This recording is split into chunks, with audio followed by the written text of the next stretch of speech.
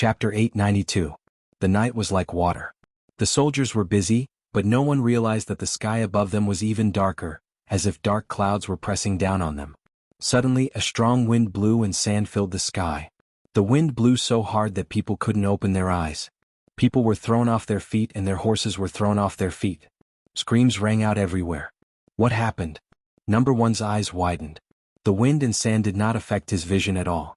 This wind was too strange. There must be something wrong with this abnormal situation.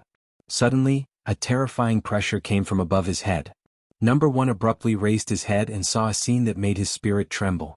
A giant snake with 8 heads descended from the sky. There were 2 people standing on the giant snake. One of them was a woman and the other was a child. His heart skipped a beat. He knew that the person who came did not come with good intentions. He shouted, "Who are you?" The other party didn't answer him and didn't even look at him, which made him angry and anxious. Number One made a prompt decision and ordered, "Attack!" Bang bang bang. Tens of thousands of guns rang out in unison, and clusters of flames blossomed from the muzzles of the guns. The bullets were like raindrops that blotted out the sky and covered the earth. Petty tricks. The 100 Change Star Sovereign said with disdain. Roar. As soon as he finished speaking, the 8 heads of Yamada no Orochi opened their mouths and roared at the same time. The powerful shockwave caused the bullets to stop abruptly and fall to the ground. Yamada no Orochi landed on the ground with a loud bang, crushing several large machines into pieces. Many people who were unable to dodge in time were also crushed into minced meat. Number One's expression changed and his eyelids twitched. The enemy was too powerful, beyond his imagination. Orochi. He finally remembered what this monster was. Wasn't this the Yamada no Orochi that was mentioned in the information collected some time ago? Why had this monster come to Wuxia and even come to the Imperial City? He was not an idiot and immediately thought of that dragon's roar. Could it be that it had also come for this? Who were the 2 people standing on the back of Yamada no Orochi? He stared at the child without blinking. Suddenly, a stroke of inspiration struck him and he immediately guessed who it was. He could not help but exclaim, "100 Change Star Sovereign." The 100 Faces Star Sovereign turned out to be a child, just like the rumors said. The other one must be a pure-blooded child. The government was well aware of the island nation's arrival in China, so it was not difficult to guess Junko's identity. Immediately, Number One felt the pressure of Mount Tai bearing down on him. Facing these masters, how could he still have his usual confidence? However, the responsibility on his shoulders did not allow him to retreat. Instead, he took a step forward and shouted in a bluff, "Why aren't you leaving? This is not a place where you should be." The 100 Changes Star Sovereign did not even look at him. Her gaze was fixed on the ground of the Imperial City that had already been excavated. Seeing that Number One was still making a racket, 100 Faces Star Lord swept his sword-like eyebrows and said unhappily, "Make him shut up." After saying that, he lightly landed on the ground with Junko, and Orochi turned around and attacked Number One. The body of the Yamada no Orochi was huge and incomparably ferocious. When it opened its bloody mouth, a gust of fishy wind blew over. Number One sensed danger and retreated. With a flick of his wrist, a black iron whip flew out. This iron whip was thick and black, and each section had barbs shining with cold light. As long as one was hit by the iron whip, it would not end well. However, the Yamada no Orochi ignored it and went straight in. Its huge tail swept and collided with the iron whip, causing sparks to fly everywhere. The iron whip did not hurt it at all. It was all blocked by the scales on its body. Instead, Number One was pushed back by a strong force. The other soldiers did not retreat and kept pulling the trigger. Some even took out their rocket launchers and aimed at the Yamada no Orochi. Whoosh! With a sharp sound, the rocket flew out and hit the Yamada no Orochi. After a huge explosion, the ground was full of holes, but the Yamada no Orochi was unharmed. However, this explosion undoubtedly angered the Yamada no Orochi. It looked up to the sky and roared like a killing machine. Using both its head and tail, it swept towards the people with a biting cold wind. These soldiers did not have the skills of Number One. Immediately, they were thrown off their feet and screams could be heard everywhere. Many people were sent flying and fell to the ground dead. Some were even directly cut in half at the waist. It was extremely miserable. For a moment, the Imperial City became like a battlefield. The crazy Yamada no Orochi was extremely powerful. It was not something they could resist at all. Even if they had guns and cannons, it was too late to use them. Number One looked at this scene with his heart bleeding. It was not because of the death of these soldiers, but because of the mission. With this group of people interfering, wouldn't his mission be ruined? He even made a military order in front of the chief. Now it seemed like a joke. Whoosh! A ferocious mouth attacked number one. Number one hurriedly retreated, barely dodging the attack. He swung the iron whip in his hand at the palace wall, wrapping it around a protrusion on the wall. With a leap, he flew out of the palace along with the iron whip. Roar! Yamada no Orochi would not let him go. It twisted its huge body and directly crushed the wall. This was the center of the imperial city and there were many palaces. Therefore, wherever Yamada no Orochi passed, the surrounding buildings were swept down and turned into ruins. This scene was too big, especially in the quiet night. It had already alarmed the people in the capital. Many people quickly gathered here wanting to see what was going on. After all, the military police had cordoned off this area during the day, which had aroused the curiosity of many people. However, the government reacted even faster. After all, they had been paying attention to the imperial city. After hearing the commotion in the imperial city, a large number of reinforcements immediately rushed over. When they rushed into the palace gate, they happened to see Yamada no Orochi catching up to number one. Its huge tail directly broke number one's iron whip and ruthlessly lashed at number one's body. Number one was in the martial king realm. However, he was still crushed in front of Yamada no Orochi. Number one knew that he could not avoid it. He hurriedly channeled his power to protect the vital parts of his body and growled. Bang! Number one's body trembled violently. He spat out a mouthful of blood and his face turned pale. It was clear in the dark night. He flew far away and smashed a big hole in the wall. Yamada no Orochi wanted to chase after him, but the reinforcements finally made their move. Bang! Bang! Bang! Gunshots rang out, splashing sparks on Yamada no Orochi's body. Number one climbed up from the ruins of the drill bit. He did not care about the dust on his body and looked back in a sorry state. Yamada no Orochi was being sniped by powerful firepower and could not chase after him for the time being. However, there was no doubt that these guns could do nothing to it. People kept dying under Yamada no Orochi's attacks.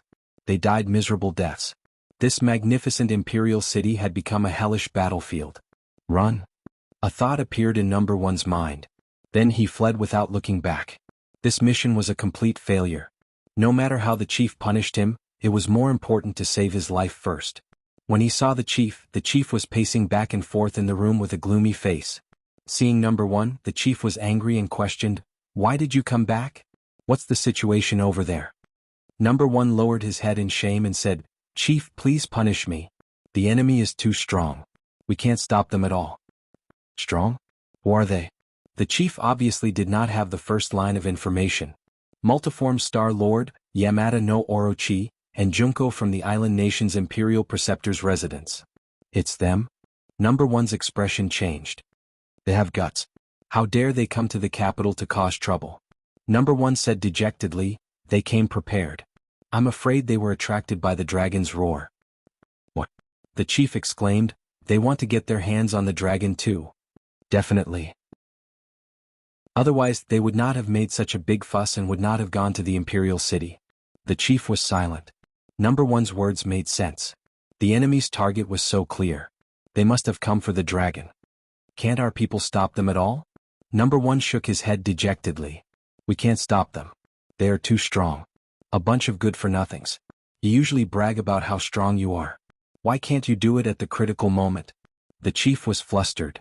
Multiform Star Lord is too strong. Yamada no Orochi's cultivation is also very high. This is also an important place in the capital. We don't dare to use weapons that are too strong. Number one explained. If they fought in the capital and used powerful weapons, it would definitely attract the attention of the whole country and even the whole world. The influence would be very bad. Number one was just a martial artist. He did not dare to make such a decision. At this juncture, what's the point of thinking about that? Don't we still have the mechas? Send the mechas. Approve the use of other weapons of mass destruction. The dragon is the key. We must not let them beat us to it. Number one looked at the chief in shock. This order was not normal. Pulling one part of it would affect the whole situation. This time it was really going to blow up. It might get out of hand. Yes. Number one suppressed the fear in his heart. This was a battle of life and death. If they lost, the chief's leadership position in the country would be shaken. It might even give the other party an excuse. Thus they could not afford to lose. What about Tang Zheng and the rest? Aren't they archenemies with Multiform Star Lord? Tell them this news? They probably won't sit back and do nothing. The chief pondered for a while and ordered, "What if they want to get their hands on the dragon too?" Stupid. Is it easier to deal with Tang Zheng or multiform Star Lord?" The chief scolded. "Of course it's Tang Zheng. Then let's not worry about it. Let's deal with multiform Star Lord first. Even if Tang Zheng really wants to get his hands on the dragon, we can think of a countermeasure. The most important thing now is to settle this matter." The chief said earnestly. "Yes, I understand. Bring number 3 along too. There's no harm in having more people." "Then what about you, chief? Won't there be no one to protect you? What is this place? Would normal people dare to come here?" "Yes, sir." Number 1 called number 3 and left together. He also informed Tang Zheng that multiform Star Lord and Orochi were in the Imperial City.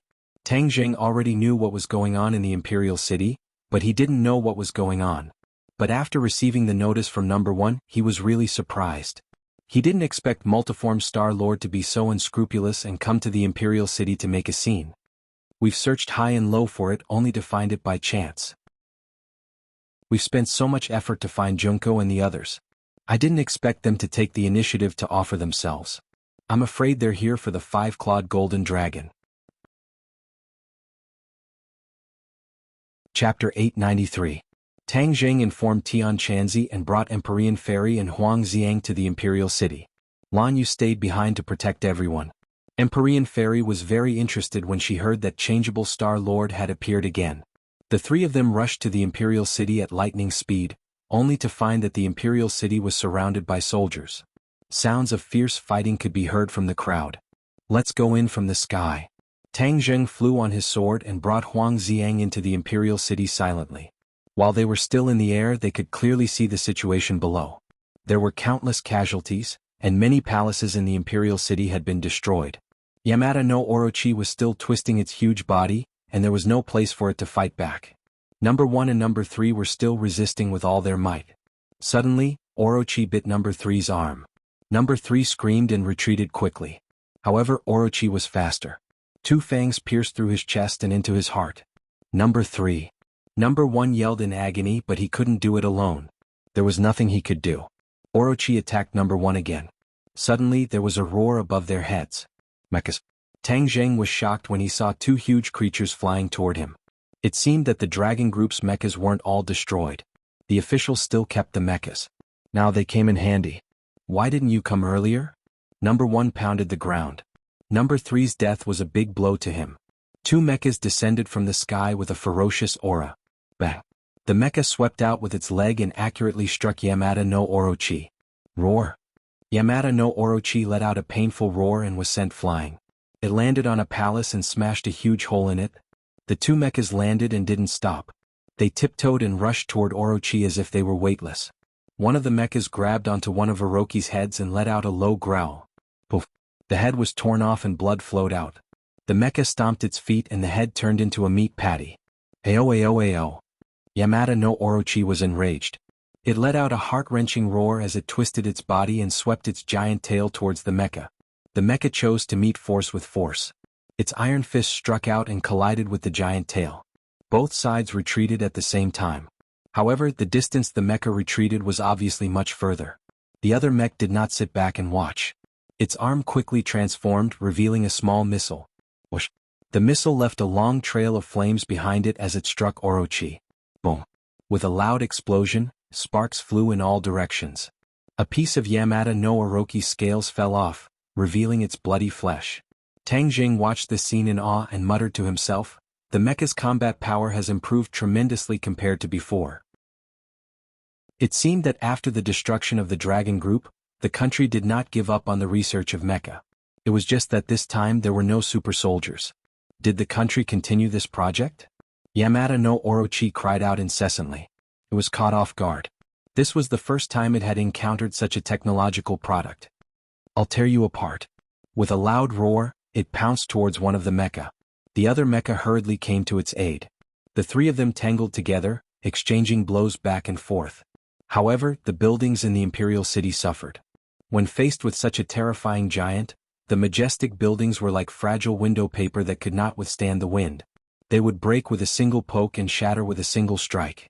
Tang Zheng did not go down to help. Instead, he flew straight towards the center of the imperial city. He had to find 100 Faces.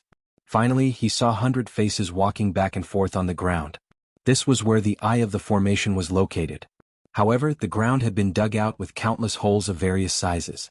It was a complete mess. He could not immediately see through the formation. Ah, I finally understand. So it's a formation. Even if those fools dug all the way to the center of the ground, they wouldn't be able to find a dragon. Instead, they destroyed the prototype of the formation. It took me so long to find a clue. 100 Faces Star-Lord said excitedly. Junko was also ecstatic. Master, will we be able to see the dragon? Of course. How could a small formation not be able to stump us? 100 Faces was brimming with confidence. Just as he was about to cast a spell to break the formation, he suddenly raised his head and looked at the night sky. 3 people appeared in the night sky. It's you again. Why are you still here? 100 Faces roared. His delicate face revealed a fierce expression. 100 Faces, you dare to come back after running away. You really are not afraid of death. Tang Zheng coldly snorted. Humph, who said I ran away? Why would I, the famous 100 Change Star Lord, run away from a little kid like you? 100 Change Star Lord retorted, unable to maintain his dignity. Tang Zheng sneered. Ah, is that so? Then don't run away this time. Who said I was running away? 100 Faces was complacent. As long as he succeeded in slaying the dragon and obtained the secret of the dragon clan, he was confident that he would not be afraid even if he faced the Empyrean Fairy. If I'm not wrong, you're here for the dragon? Tang Zheng probed. You also know about the dragon? 100 Faces' pupils shrank. He looked at Tang Zheng with suspicion. Tang Zheng smiled mysteriously. He did not comment and asked, why do you want to find the dragon? What does it have to do with you? Then don't even think about finding it. Tang Zheng and the other 2 immediately descended from the sky and landed not far away from the 100 Transformation Star Lord. They stared at the 2 of them without blinking. Tang Zheng's gaze subconsciously fell on Junko. His eyes lit up as he said, you really broke through to the master stage. Back then, Junko's cultivation was only at the early stage of the Xiantian realm. She was still thousands of miles away from the master stage. But now, she had actually crossed that hurdle. There was no doubt that all of this was due to 100 Faces. When enemies met, their eyes would turn red. Junko looked at Tang Zheng with such a feeling. Her eyes were red and she wanted nothing more than to kill him with her sword. The Imperial Preceptor's residence was destroyed because of Tang Zheng. It was also because of Tang Zheng that she recognized 100 Faces as her master and her cultivation advanced by leaps and bounds.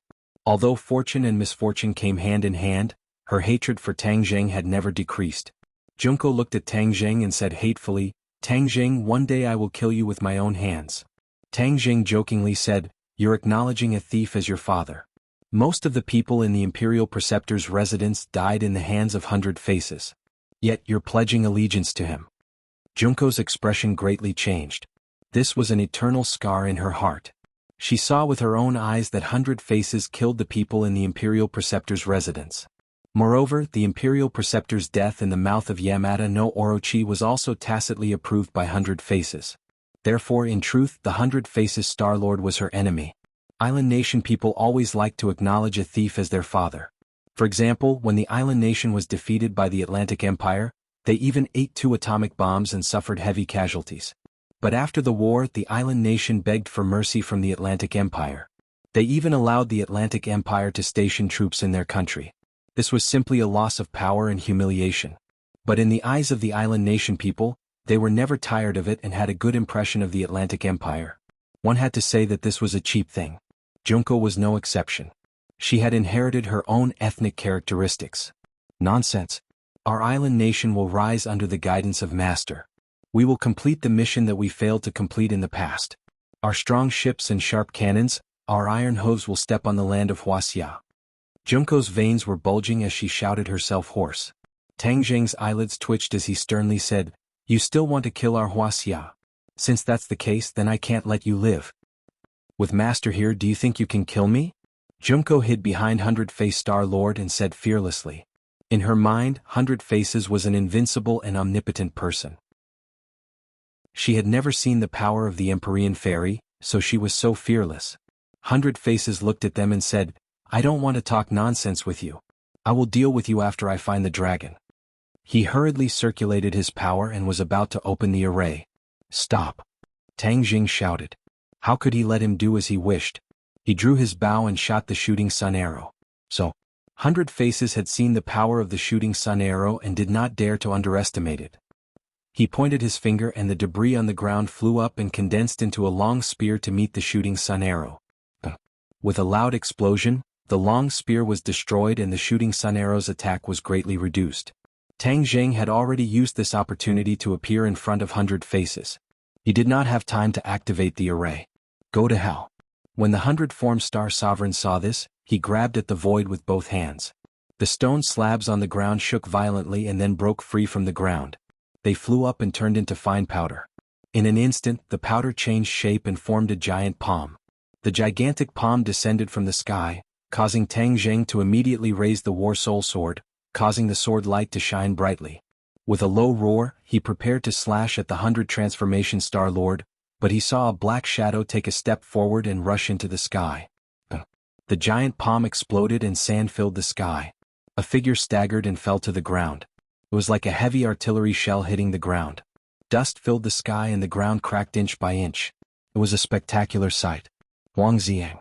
He had actually made a move before the Empyrean Fairy. Huang Xiang's thinking was simple. As long as Tang Jing was threatened, he would rush forward without hesitation. Moreover, his strength was equivalent to a 9th-grade golden core and he had the invincible Vajra body. He had actually withstood the power of the palm. The 100 Transformation Star Lord cried out in alarm as he looked at Huang Xiang in astonishment. Huang Xiang gave off a sinister aura like that of a ghost and was extremely powerful. Puppet? Tang Jing, you actually nurtured a puppet expert. The 100 Transformation Star Sovereign saw through Huang Xiang's background with a single glance. Junko looked at Huang Xiang in shock. With her eyes, she could see that this person's strength was far above her own. Moreover, he was Tang Jing's puppet. She could not help but feel a little apprehensive. Just how many mysterious methods did he have? You have quite a lot of tricks up your sleeve. You surprised me, but that's all. 100 Faces snorted and his hands changed shape. Instantly, the aura of the entire area changed, and the ground started to shake. Tang Jing dodge. Empyrean Fairy suddenly shouted and stood in front of Tang Jing to protect him. Boom. A formless chi covered the sky and covered the earth, bombarding in front of Tang Jing, causing him to stagger backwards. If not for the 9 Heavens mystical maiden protecting him, he would have suffered quite a bit. He was still too weak against 100 Faces. Chapter 894. Seeing that Xian Envy of the 9 Heavens had summoned the painting of mountains and rivers of the gods of earth and Vale, Celestial Lord of the 100 Faces also summoned the heavenly water banner. The banner flickered and swept toward Xian Envy of the 9 Heavens. The two had fought before and were relatively familiar with each other's routines and methods. They understood that this was going to be a long battle. Their cultivation levels were similar, but the mountain river map was obviously more powerful than the sky water banner, so the Empyrean Fairy had the upper hand from the beginning. Tang Jing turned his eyes and stared at the almost sluggish Junko. She didn't expect that Tang Jing would have such a powerful helper, and it was even a woman. She couldn't help but imagine how wonderful it would be if she was as powerful as the Empyrean Fairy. But she immediately realized how bad her situation was because Tang Jing's eyes had locked onto her. She felt the danger and subconsciously retreated, wanting to hide in the darkness. How could Tang Jing let her have her way? With a light tap of his foot, he shot out like an arrow. War spirit slashed out and she quickly used her sword to resist, but how could her swordsmanship be compared with Tang Jing's? She was only at the first level of the Supreme Power Realm, which was absolutely powerful for ordinary people, but not for Tang Jing. Clang. The two swords collided. With just one sword, she felt her arm tremble violently and her palm go numb.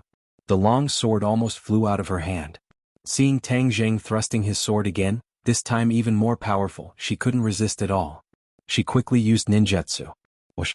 The War Soul Sword missed and slashed into the ground, creating a huge crack. Where is she? Tang Jing frowned and looked around, but there was no sign of her. He suddenly remembered the ninjutsu in the Imperial Preceptor's residence. There was no doubt that she had used ninjutsu, and her level was more powerful than the Imperial Preceptor's. It's just a ninjutsu, an insignificant skill. Tang Jing roared as he activated Battle Soul and slashed out 81 times in the air. In an instant, the surrounding area of several tens of meters was enveloped by sword chis. The ground was slashed into pieces by the sword chis, and even the air seemed to have been torn into pieces. Only the multiform Star-Lord and the Empyrean Fairy were unaffected. Their battle was extremely intense. Everywhere they passed, it was as if a hurricane had passed through. Everything was shattered into pieces. It was a complete mess. Tang Jing sighed in his heart.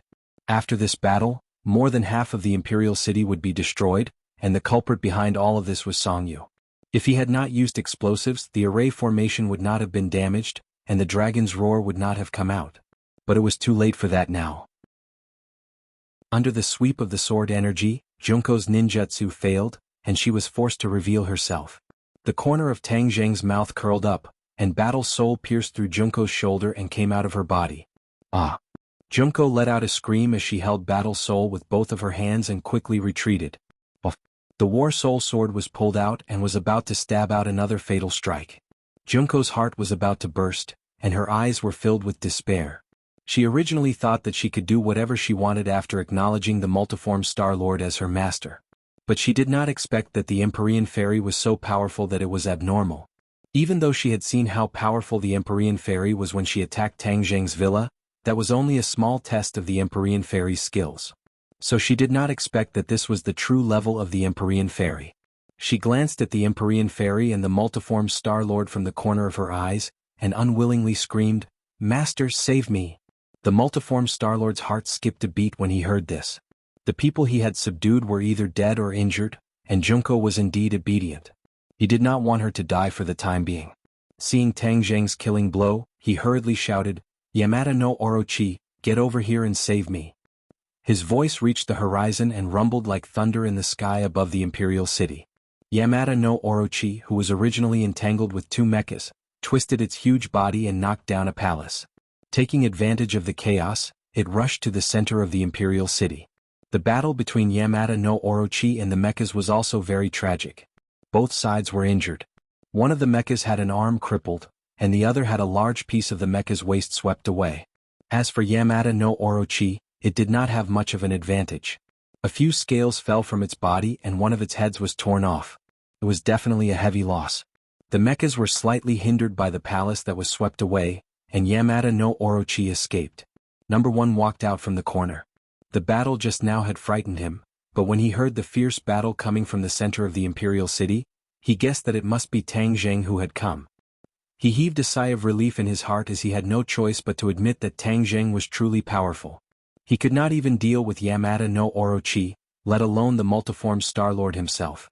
And from the sound, it was obvious that Tang Zheng was restraining the multiform Star-Lord. That was why he exposed himself and called for Yamada no Orochi's help. No wonder the chief tolerated Tang Zheng's behavior so many times. The chief knows better than me that Tang Zheng is not a person who can be defeated by force. If we force him step by step, I am afraid that in the end we will not get any benefits. Number 1 thought and felt that he finally understood the chief's mind. Seeing Yamada no Orochi running away, Number 1 was worried about the dragon, so he quickly ordered, "Chase." He followed behind the two mechas and quickly chased to the center of the Imperial City, leaving the ordinary soldiers outside. This level of battle was no longer something they could control. If they rushed forward, they would only be cannon fodder. At the critical moment, Number 1 finally showed some mercy and did not order them to continue to charge forward. War spirit was about to pierce Junko's heart. She retreated again and again, but in the end there was no way to retreat. She was desperate. Suddenly, a fishy smell came to her nose. She was overjoyed and shouted, "Yamada no Orochi, save me!" Whoosh! A huge tail swept toward Tang Zheng. Tang Zheng did not dodge. Instead, he raised war spirit and slashed at it. Clang! Sparks flew and a piece of scale fell off, leaving a bloody mess. Tang Zheng was overjoyed. His cultivation had increased so much during this period of time, and it was really useful. He could actually hurt Yamada no Orochi. One must know that when he was in Japan, he was helpless against the Yamada no Orochi. He had no way to fight back. However, the huge force still pushed him back dozens of meters. Junko patted her chest with lingering fear. Her heart almost jumped out of her chest. She did not care about the sword wound on her shoulder. She only felt that living was so wonderful. "Brat, I didn't kill you last time. Today you can forget about escaping from my hands." Yamada no Orochi roared and attacked Tang Zheng with his head and tail. Squeak! Xiao Bai, who had been indifferent, finally moved. He spat out a mouthful of flames, and Yamada no Orochi quickly dodged. It knew how powerful this flame was.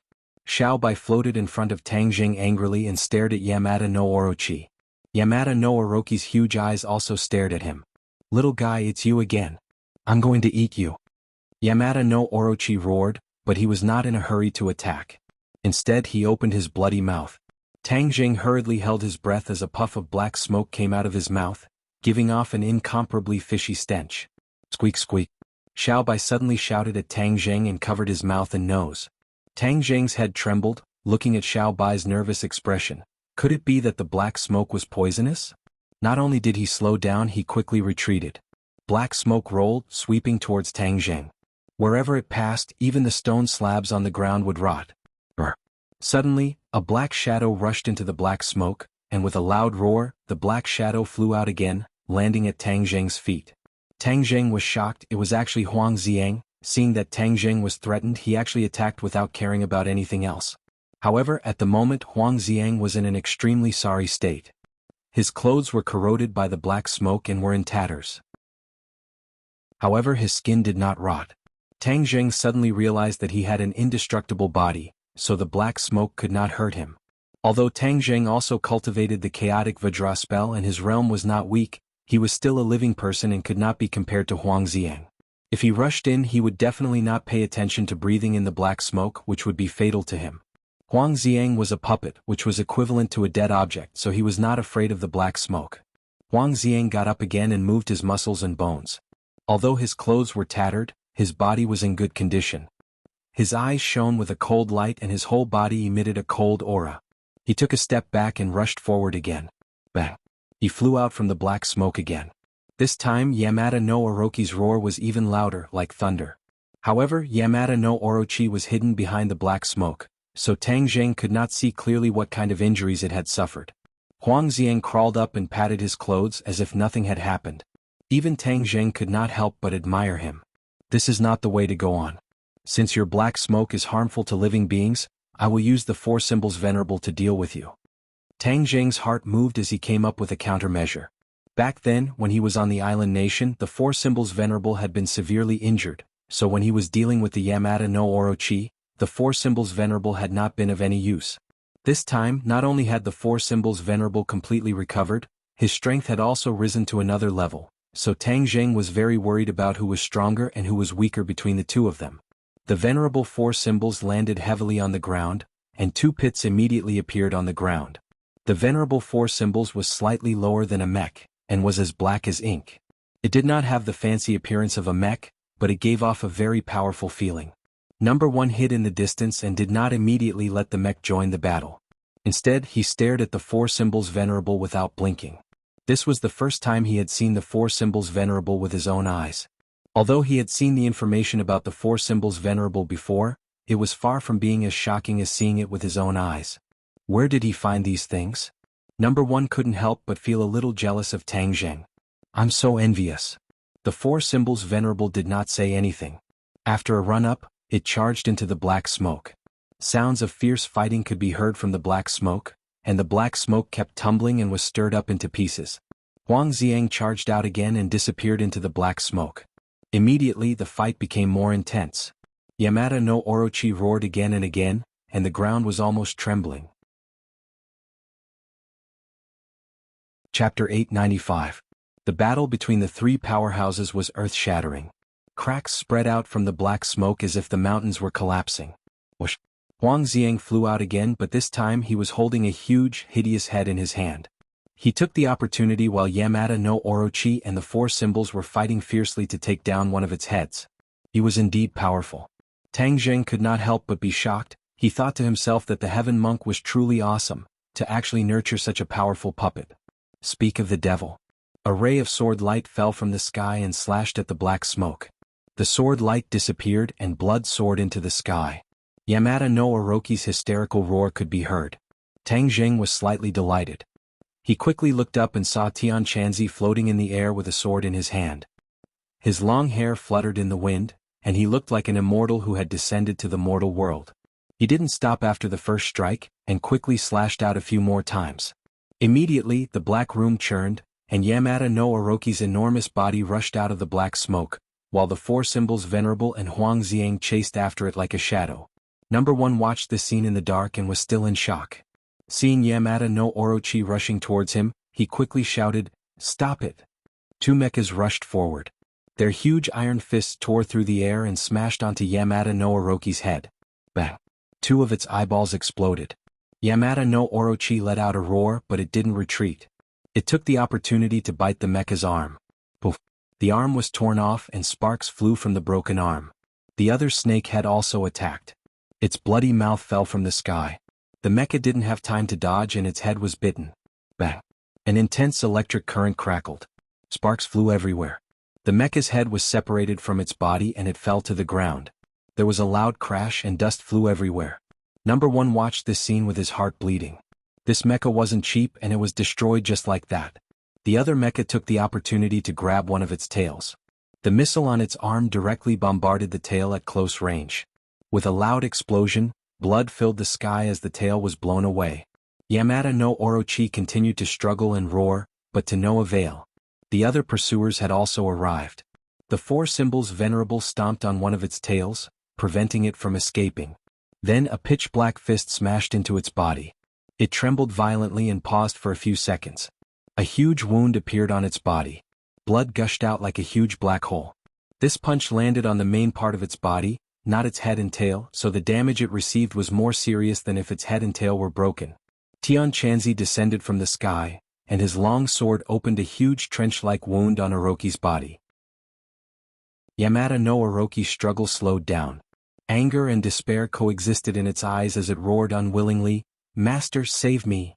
100 Face of course saw a group of people besieging Yamada no Orochi, but he couldn't do anything. He was too reckless.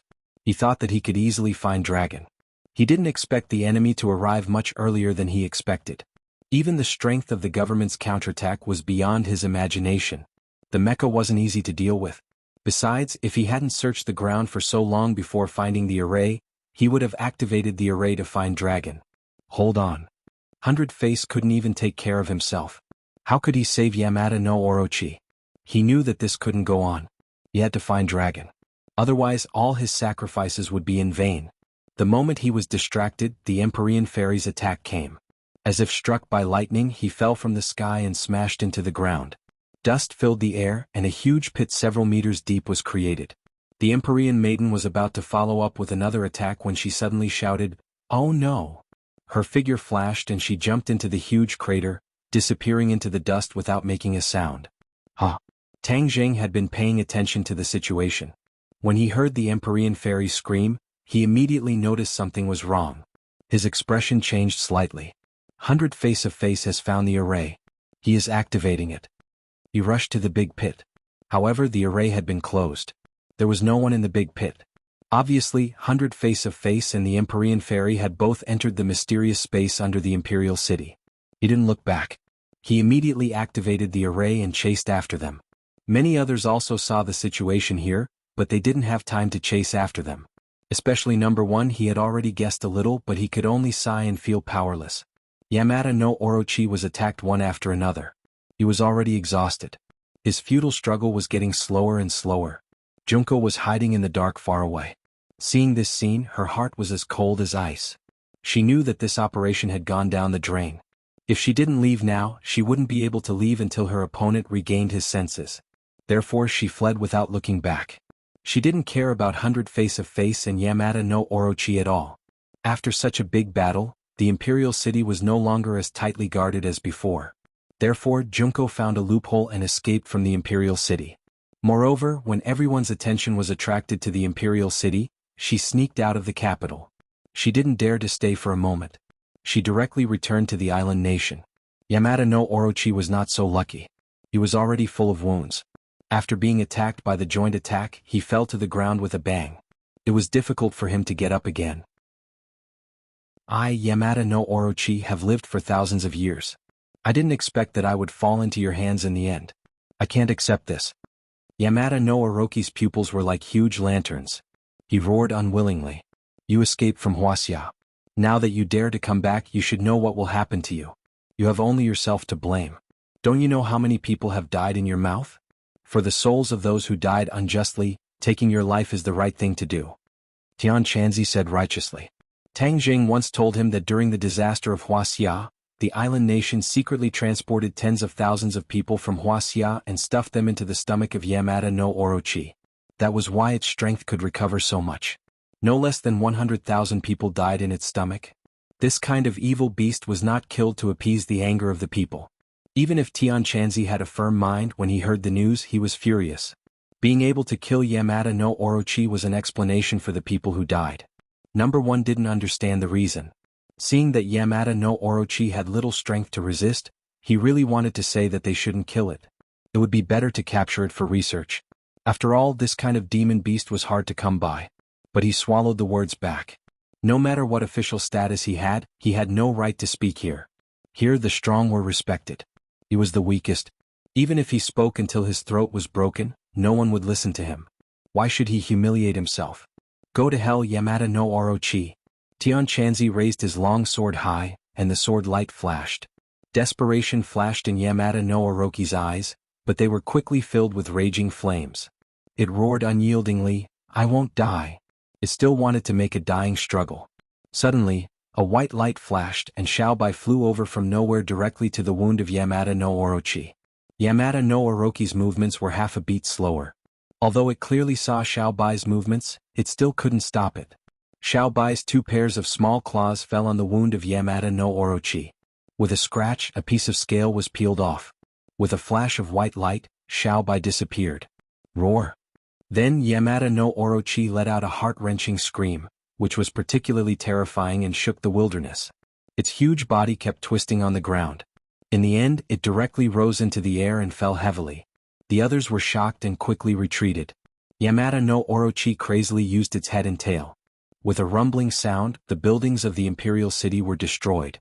Tian Chanzi looked thoughtfully at the struggling Yamada no Orochi and muttered to himself, "Interesting. This little guy actually knows that it's a good thing." What was it? Number 1 was confused and looked at Yamada no Orochi blankly. Then why did Xiaobai do that? Suddenly Yamada no Orochi's body twitched and completely stopped struggling. Its eyes were wide open, but it had lost its color and vitality. Yamada no Orochi was dead. Number 1 was stunned. Such a powerful existence actually died, but it was a pity that it didn't die in his hands. It was related to that little guy. A cloud of blood mist exploded, and a big hole appeared in Yamada no Orochi's abdomen. Xiaobai walked out leisurely and swaggered out with a satisfied look on its face. Its body was smooth without a trace of blood, and there was a crystal-clear thing in its mouth. Inner core. Everyone immediately recognized it, including Number 1. After all, the government had captured many monsters, and mechas were powered by the energy of the monster's inner core. Since Yamada no Orochi was so powerful, how powerful was its inner core? Number 1 didn't dare to imagine, but there was no doubt that if this inner core was used to power the mecha's combat power would definitely be more powerful. This battle made him deeply understand the role of mechas, which were far more powerful than his own. If he could create a more powerful mecha, then even if he faced such a powerful monster in the future, he would have the power to fight back. He wouldn't necessarily have to rely on Tang Zheng. Just as he opened his mouth and was about to say not to damage the inner core, Xiaobai's little mouth immediately bit on the inner core. Like a giant whale sucking in water, the inner core quickly shrank and finally disappeared into its little mouth. Number 1 was stunned with his mouth open. Xiaobai ate the inner core. Burp. Xiaobai opened its mouth and let out a satisfied burp. Its little body swayed as it walked towards Tian Chanzi. Just as it walked to Tian Chanzi's feet, it used its claws to scratch the instep of his feet. Its eyes were half closed and finally, its head tilted to one side and it fell down as if it was drunk. Looking at its charmingly naive appearance, Tian Chanzi couldn't help but laugh. He knew Xiaobai's state very well. After it ate the inner core, the energy of the inner core was slowly spreading, so it was sleepy. It was digesting the energy. It had been in this state before, so it didn't care. With a laugh, it picked up Xiaobai and handed it to Huang Ziang. "Protect it." Huang Ziang carefully held Xiaobai and looked around vigilantly, as if afraid that someone would come and snatch it away. Chapter 896. Number 1's gaze moved away from Xiaobai and landed on Tian Chanzi. Now that Orochi was dead and Tang Zheng and the others had disappeared, he was at a loss. Tian Chanzi didn't even look at him and glanced at the center of the imperial palace. He knew that they must have gone to that place. It wasn't good for him to chase after them in front of so many people. He had to stay in guard so that number one and the others wouldn't dare to act rashly. Moreover, with the Empyrean Fairy, he didn't have to worry about Tang Zheng's safety. Number one finally couldn't help but ask anxiously, "May I ask where Tang Zheng and the others went?" Tian Chanzi looked at him with a smile that wasn't a smile and said jokingly, "Do you want to know?" Number one hesitated for a moment and nodded. "Should we chase after them in case he's in danger?" Tian Chanzi chuckled. "Do you know where they went?" This. Number one was speechless. The pit wasn't deep and he had already seen the bottom. There wasn't any passage. In other words, the disappearance of the three people was definitely not that simple. It must be some kind of mysterious method of the cultivators. He couldn't think of anything even if he racked his brains.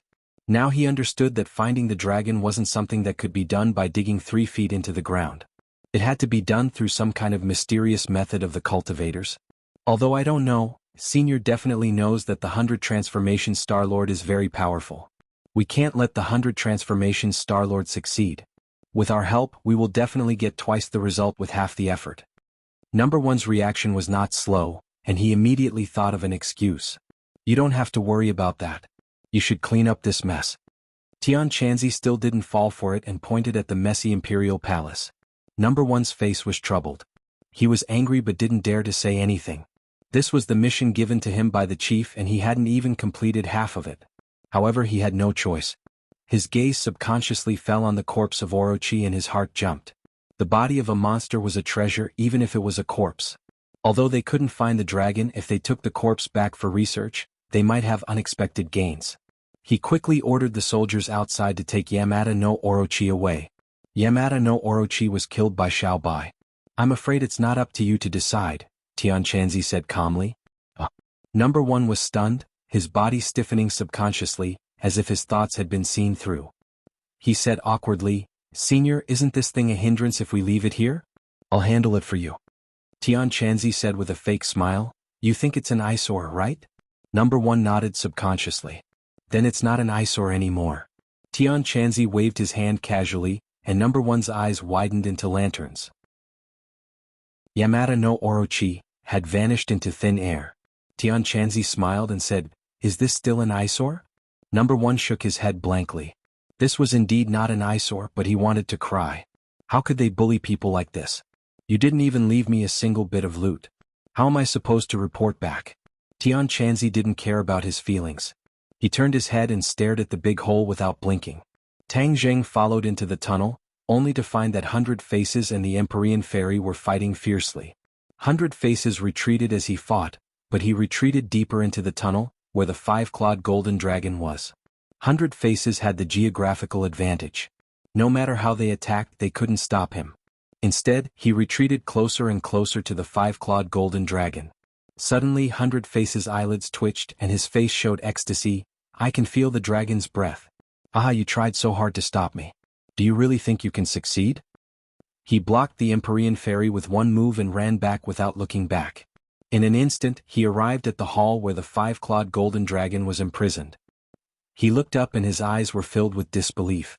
He exclaimed, "The 5-clawed golden dragon, it's the 5-clawed golden dragon, ha!" His laughter echoed in the hall. Clatter. The 5-clawed golden dragon looked at the uninvited guest and twisted his body. The iron chains on his 5 claws made a crisp sound. 100 Faces' eyes changed slightly. He's still shackled. He's really imprisoned here. "Who are you?" The 5-clawed golden dragon asked majestically. His voice was so loud that it made people's eardrums buzz. 100 Faces wasn't affected. Instead, he looked at the 5-clawed golden dragon with a smile. "My name is 100 Faces. You can remember this name." "Humph, so you're 100 Faces." The 5-clawed golden dragon had heard this name from Tang Zheng, so he was familiar with it. The 100 Transformation Star-Lord said in astonishment, "You actually know me, I presume that brat Tang Zheng told you." The 5-clawed golden dragon didn't answer immediately. Instead, he focused on Tang Zheng and the Empyrean Fairy, who were chasing after him. "Why did you lure him here?" The 5-clawed golden dragon asked. "We didn't lure him here. He smelled it like a dog and came here to find you. I don't know what he's up to," Tang Zheng said angrily. 100 Faces was prepared to slay the dragon, but when he saw that it was the 5-clawed golden dragon and that it was imprisoned, he immediately changed his plan. In fact, Hundred Faces was so confident that he came to slay the dragon because he had misjudged the situation. He thought that there must be a weak young dragon under the imperial city. Otherwise it wouldn't be imprisoned here. Therefore he was confident that he could kill this young dragon and extract its essence. He could also force out the secret of the dragon clan. However, he never thought that it would be a 5-clawed golden dragon. The 5-clawed golden dragon was already considered a very powerful dragon clan. One had to know that the dragon embroidered on the emperor's dragon robe only had 5 claws, which was the 5-clawed golden dragon. They already thought that this was the limit of dragons. However, Hundred Faces knew that the 5-clawed golden dragon was only the middle level of strength in the dragon clan. The highest level could reach 9 claws, which was really powerful. However, even if it was a 5-clawed golden dragon, it was still extremely powerful. It was far from being something that ordinary cultivators could contend against. Therefore, when he saw that it was a 5-clawed golden dragon that was imprisoned, he couldn't help but admire the strong person who imprisoned it.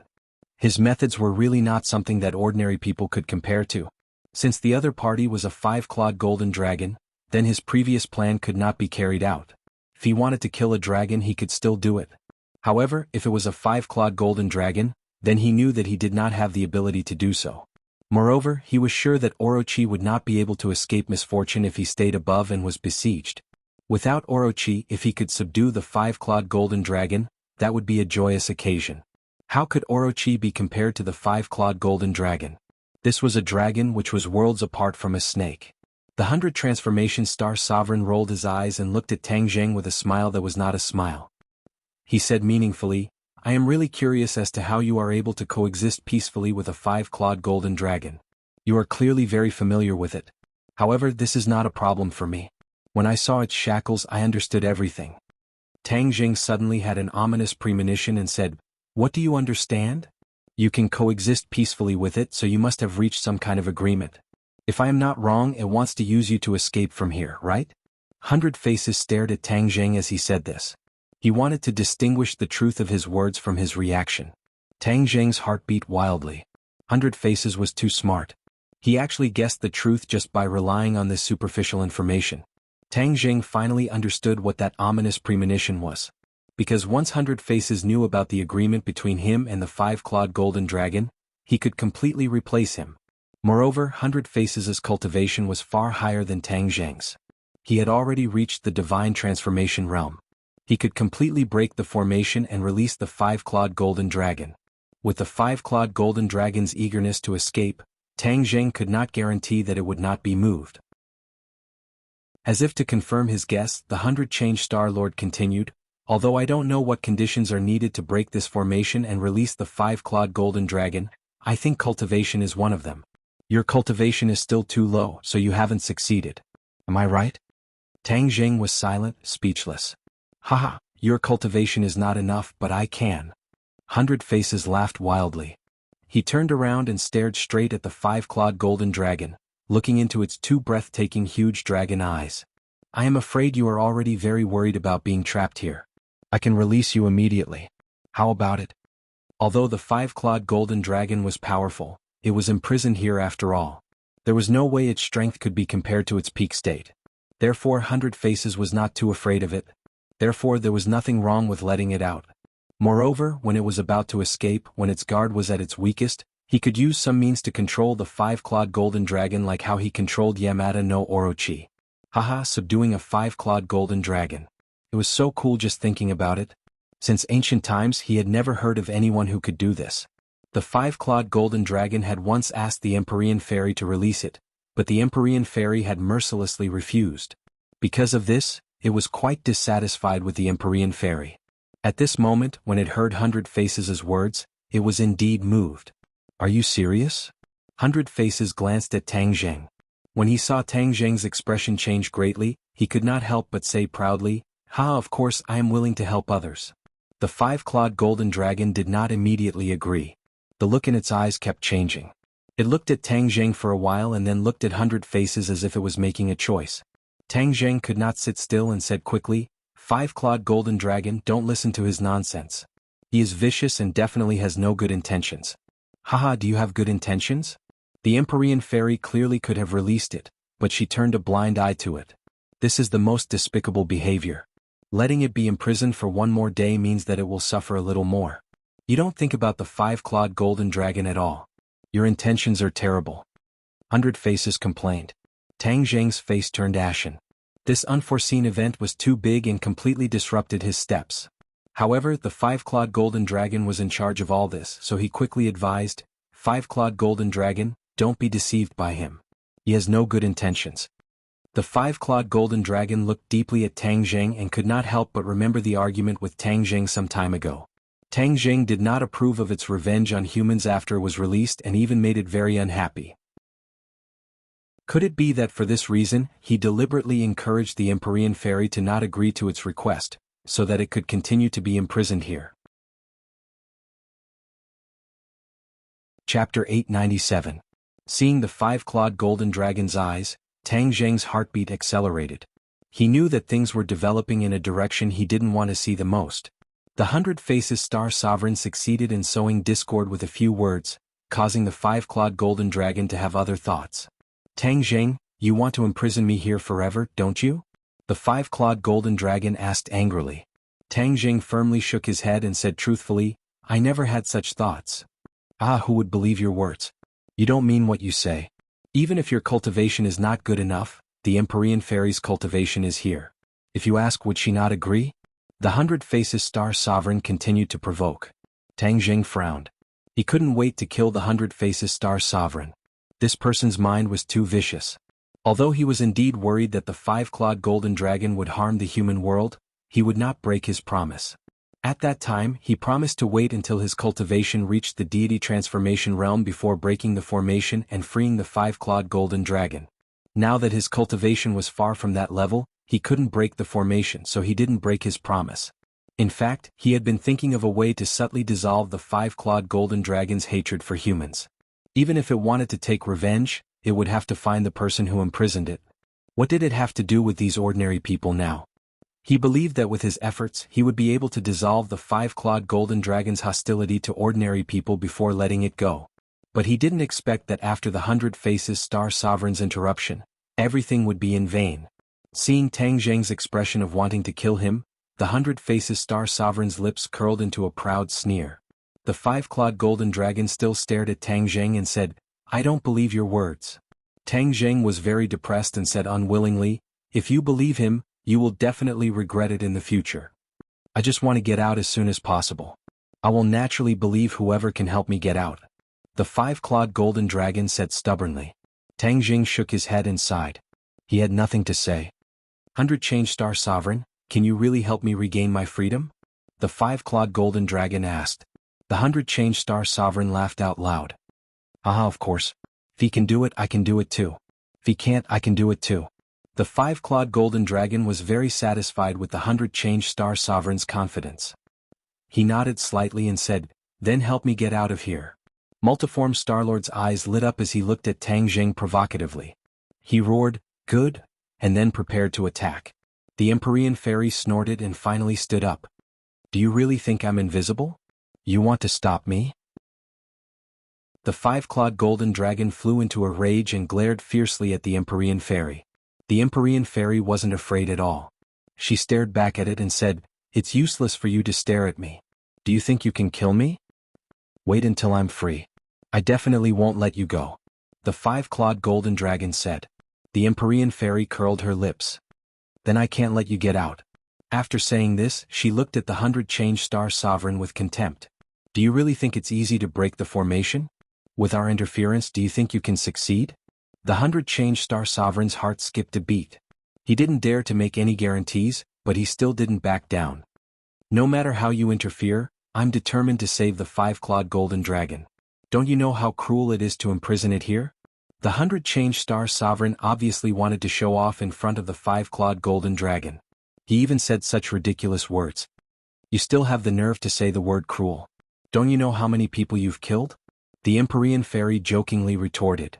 "Humph, in this world the strong are respected. The weak are prey to the strong. What does it matter if the weak die? The five-clawed golden dragon is a strong person, so it naturally shouldn't suffer," the 100 Change Star Sovereign said righteously. But all of this was twisted logic. Tang Zheng finally couldn't help but scold, "Nonsense, do the weak deserve to die? Tang Zheng couldn't help but recall his childhood. At that time he was weak and even his grandfather was insignificant. Did he deserve to be bullied?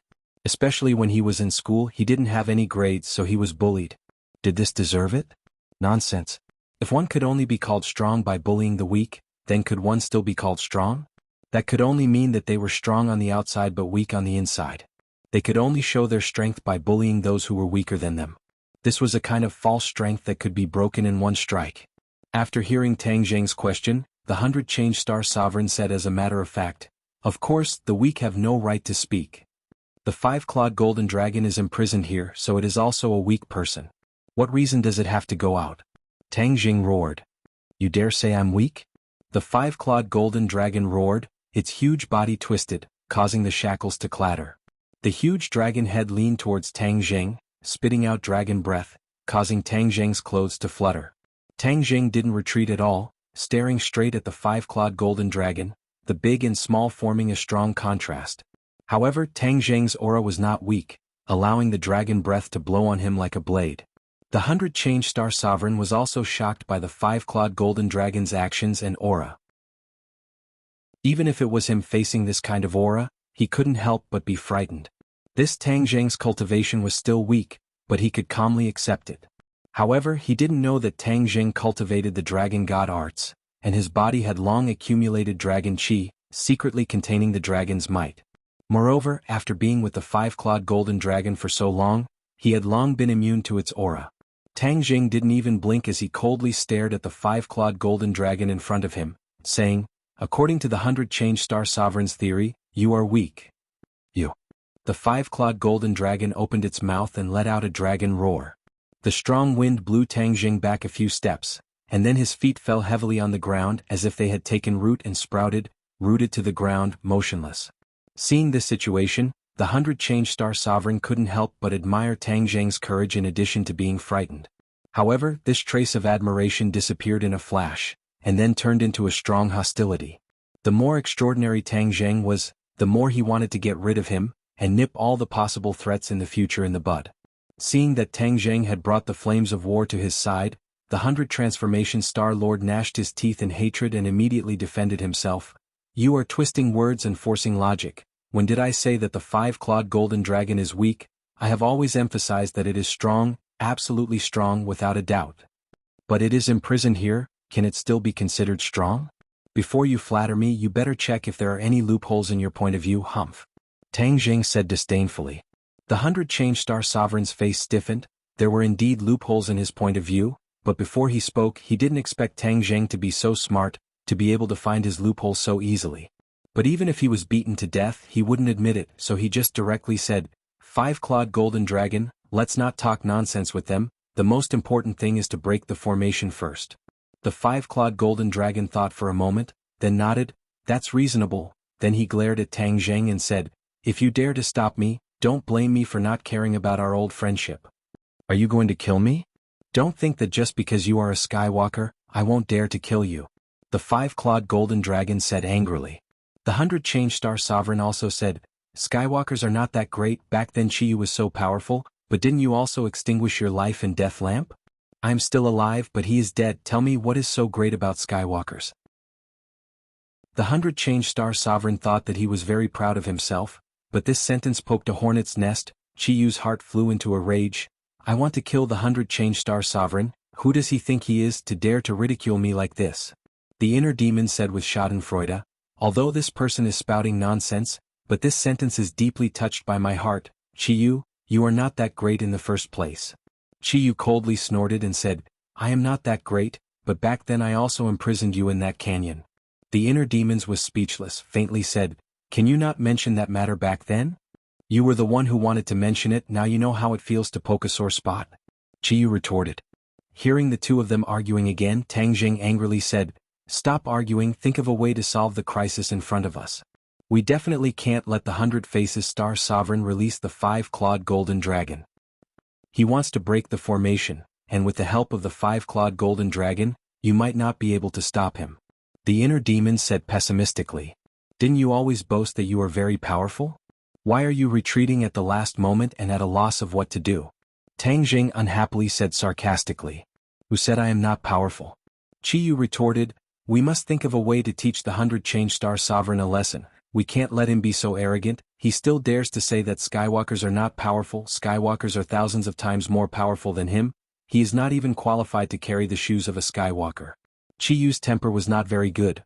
The 100 Change Star Sovereign's words had touched his reverse scale, so he was like a barrel of gunpowder, exploding at the slightest touch. Get to the point, there is a way. Tang Jing roared inwardly. Qiyu hesitated for a moment and said, there is definitely a way, but I haven't thought of one yet. Let me think about it. Tang Jing really wanted to chop him into pieces. If there was no way, then what was the point of talking about it? By the time he thought of a way, it would already be too late.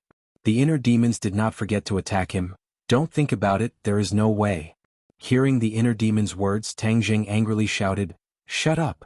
As soon as his voice fell, the inner demon couldn't say a word. Qiyu laughed dryly with pride. You are still laughing. If you can't think of a way, then don't even think about talking. Tang Jing said fiercely.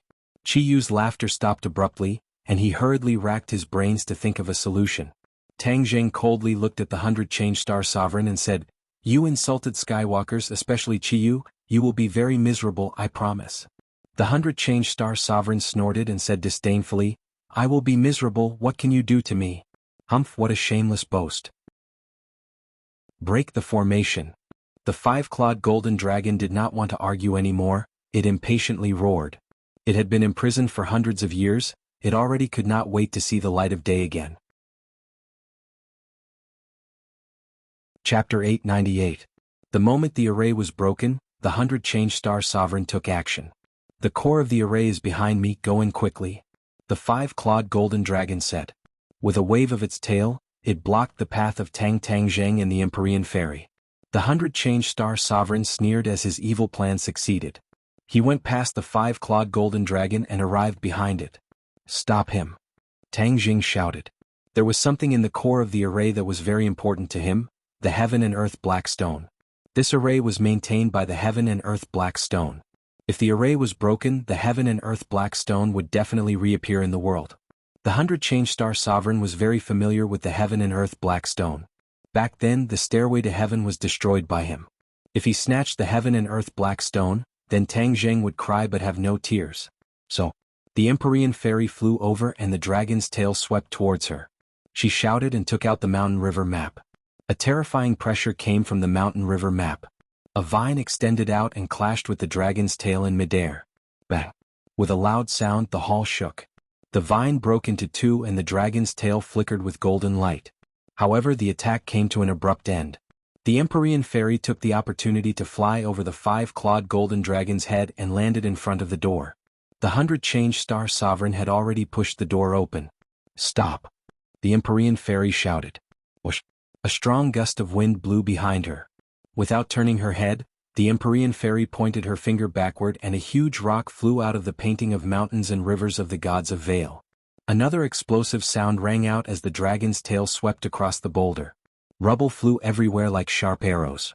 Tang Zheng took out the sacred armor shield and blocked the rocks. Then he leaped up and waved War Soul to attack. Since the 5-clawed golden dragon was not benevolent, then he had no more worries. He had to stop them. Boom. Heaven Flying Immortal, a sword from the west. The War Soul sword directly slashed onto the 5-clawed golden dragon's body, creating an intense spark. The golden light flickered and then gradually disappeared. The scale armor actually dimmed and lost its luster. Tang Zheng was secretly delighted. The War Soul sword was indeed worthy of being a saint artifact. Its power was indeed extraordinary. The 5-clawed golden dragon glared at Tang Zheng and said in surprise, your War Soul sword has actually become a holy artifact? Tang Zheng had not displayed his magic treasure in front of it for a long time, so the 5-clawed golden dragon did not know about the transformation of the War Soul sword. The scales of the 5-clawed golden dragon were invulnerable. Ordinary magical weapons would not be able to harm it in the slightest. However, sacred tools were different. They could harm it. How does my War Soul sword taste? Tang Jing asked. So what if it's a sacred tool? Do you really think you can beat me? The 5-clawed golden dragon said disdainfully. I don't expect to win as long as you stop you. Tang Jing raised his sword and attacked again. With Tang Jing's help, the Empyrean Fairy was temporarily relieved. Seeing that the 100 Transformation Star Sovereign was about to rush to the eye of the array, she shook the mountain river map. A terrifying suction force gushed out from the mountain river map, firmly locking onto the 100 Transformation Star Sovereign. The 100 Transformation Star Sovereign roared, "Don't even think of stopping me." The heavenly water banner waved behind it, causing a flood to appear out of thin air, sweeping towards the Empyrean Ferry. This space was not big to begin with. When the flood appeared, it occupied almost half of the space. Most of the five-clawed golden dragon's body was submerged under the water. The Empyrean Ferry was not afraid at all. The mountain river map suction force was activated, and in an instant the flood was sucked in. But after such a delay, it was already too late. The 100 Transformation Star Sovereign stood in the eye of the array and immediately used his magic to break the array. Boom! With a loud bang, the entire space shook violently. Rays of dazzling white light gushed out from the eye of the array, illuminating the surroundings. It even overshadowed the five-clawed golden dragon's golden light and the luminous pearl's radiance. The white light intertwined to form a light screen, enveloping the 100 Transformation Star Sovereign. Boom, boom, boom. The earth trembled and everyone felt dizzy. They swayed left and right and the stones on the walls fell one by one. Tang Zheng's expression changed abruptly. He could not care less about the five-clawed golden dragon. He exclaimed, "Oh no, he has already started to break the array." "I know," the Empyrean Fairy said coldly. Her figure flashed, wanting to rush into the light screen to stop the 100 Transformation Star Sovereign. Bang! However, with a muffled sound, the Empyrean Fairy crashed into the light screen, causing circles of ripples. The light screen was intact and did not shatter. The Empyrean Fairy was stunned. She knew very well how powerful her attack was, but the light screen did not even budge. It was strange. She snorted coldly. She did not believe it and rushed out again. Bang! She was bounced back again. 100 Change Star Sovereign was still worried at first, but when he saw that the light screen was safe and sound and that the Nine Heavens Maiden had returned without any success, he was overjoyed. He laughed wildly. "Ha, Nine Heavens Maiden, continue? I want to see how you're going to break in." Tang Zheng was also stunned. What was going on with this light? Even the Empyrean Fairy could not break through it. The five-clawed golden dragon also stopped and looked at the Empyrean Fairy with ridicule. "Don't waste your energy. You won't be able to break through. The array is already disintegrating bit by bit. I can feel that I will soon regain my freedom." As his voice fell, the chains on the dragon's claws began to clatter and emit a metallic luster. The hall shook violently. The stones on the walls fell off as if there was an earthquake. At the same time, the entire capital moved. The earth seemed to have awakened. At first there was a slight tremor, but then it became more intense. Beams of light rose into the air from all directions of the capital. Those who were familiar with the geography of the capital would know that these beams of light were coming from the gates of the old city walls of the capital. But now that the old city walls had been destroyed, most people would not be able to see any clues. These beams of light shot into the sky, illuminating the night sky. Cries of alarm rang out in the capital. Many people crawled out of their beds and shouted, "Earthquake, earthquake!" The shaking continued, but it did not cause the buildings to collapse. It was obvious that the intensity was not that great. But this kind of scene was really frightening. There were also a few beams of light in the sky. It really felt like a science fiction movie. Tian Chanzi looked at this scene and turned pale with fright. How can this be? Number One's legs were about to go soft. He barely supported himself and asked, "What's going on?" Tian Chanzi muttered to himself. He had already come to a conclusion. This was breaking the array. Someone was about to release the five-clawed golden dragon. What exactly happened below? Why did they release the five-clawed golden dragon? Tian Chanzi could not figure it out, but he could not sit still and wait for death. He hurriedly cast a spell and prepared to enter to investigate. However, he found that it was useless. The array had become extremely unstable. He had no way of entering. He was so anxious that he stomped his feet. What should he do? Something big was going to happen. What was going on below? He was like an ant on a hot pan, anxiously running around in circles. Tang Zheng, on the other hand, was not much better at the moment.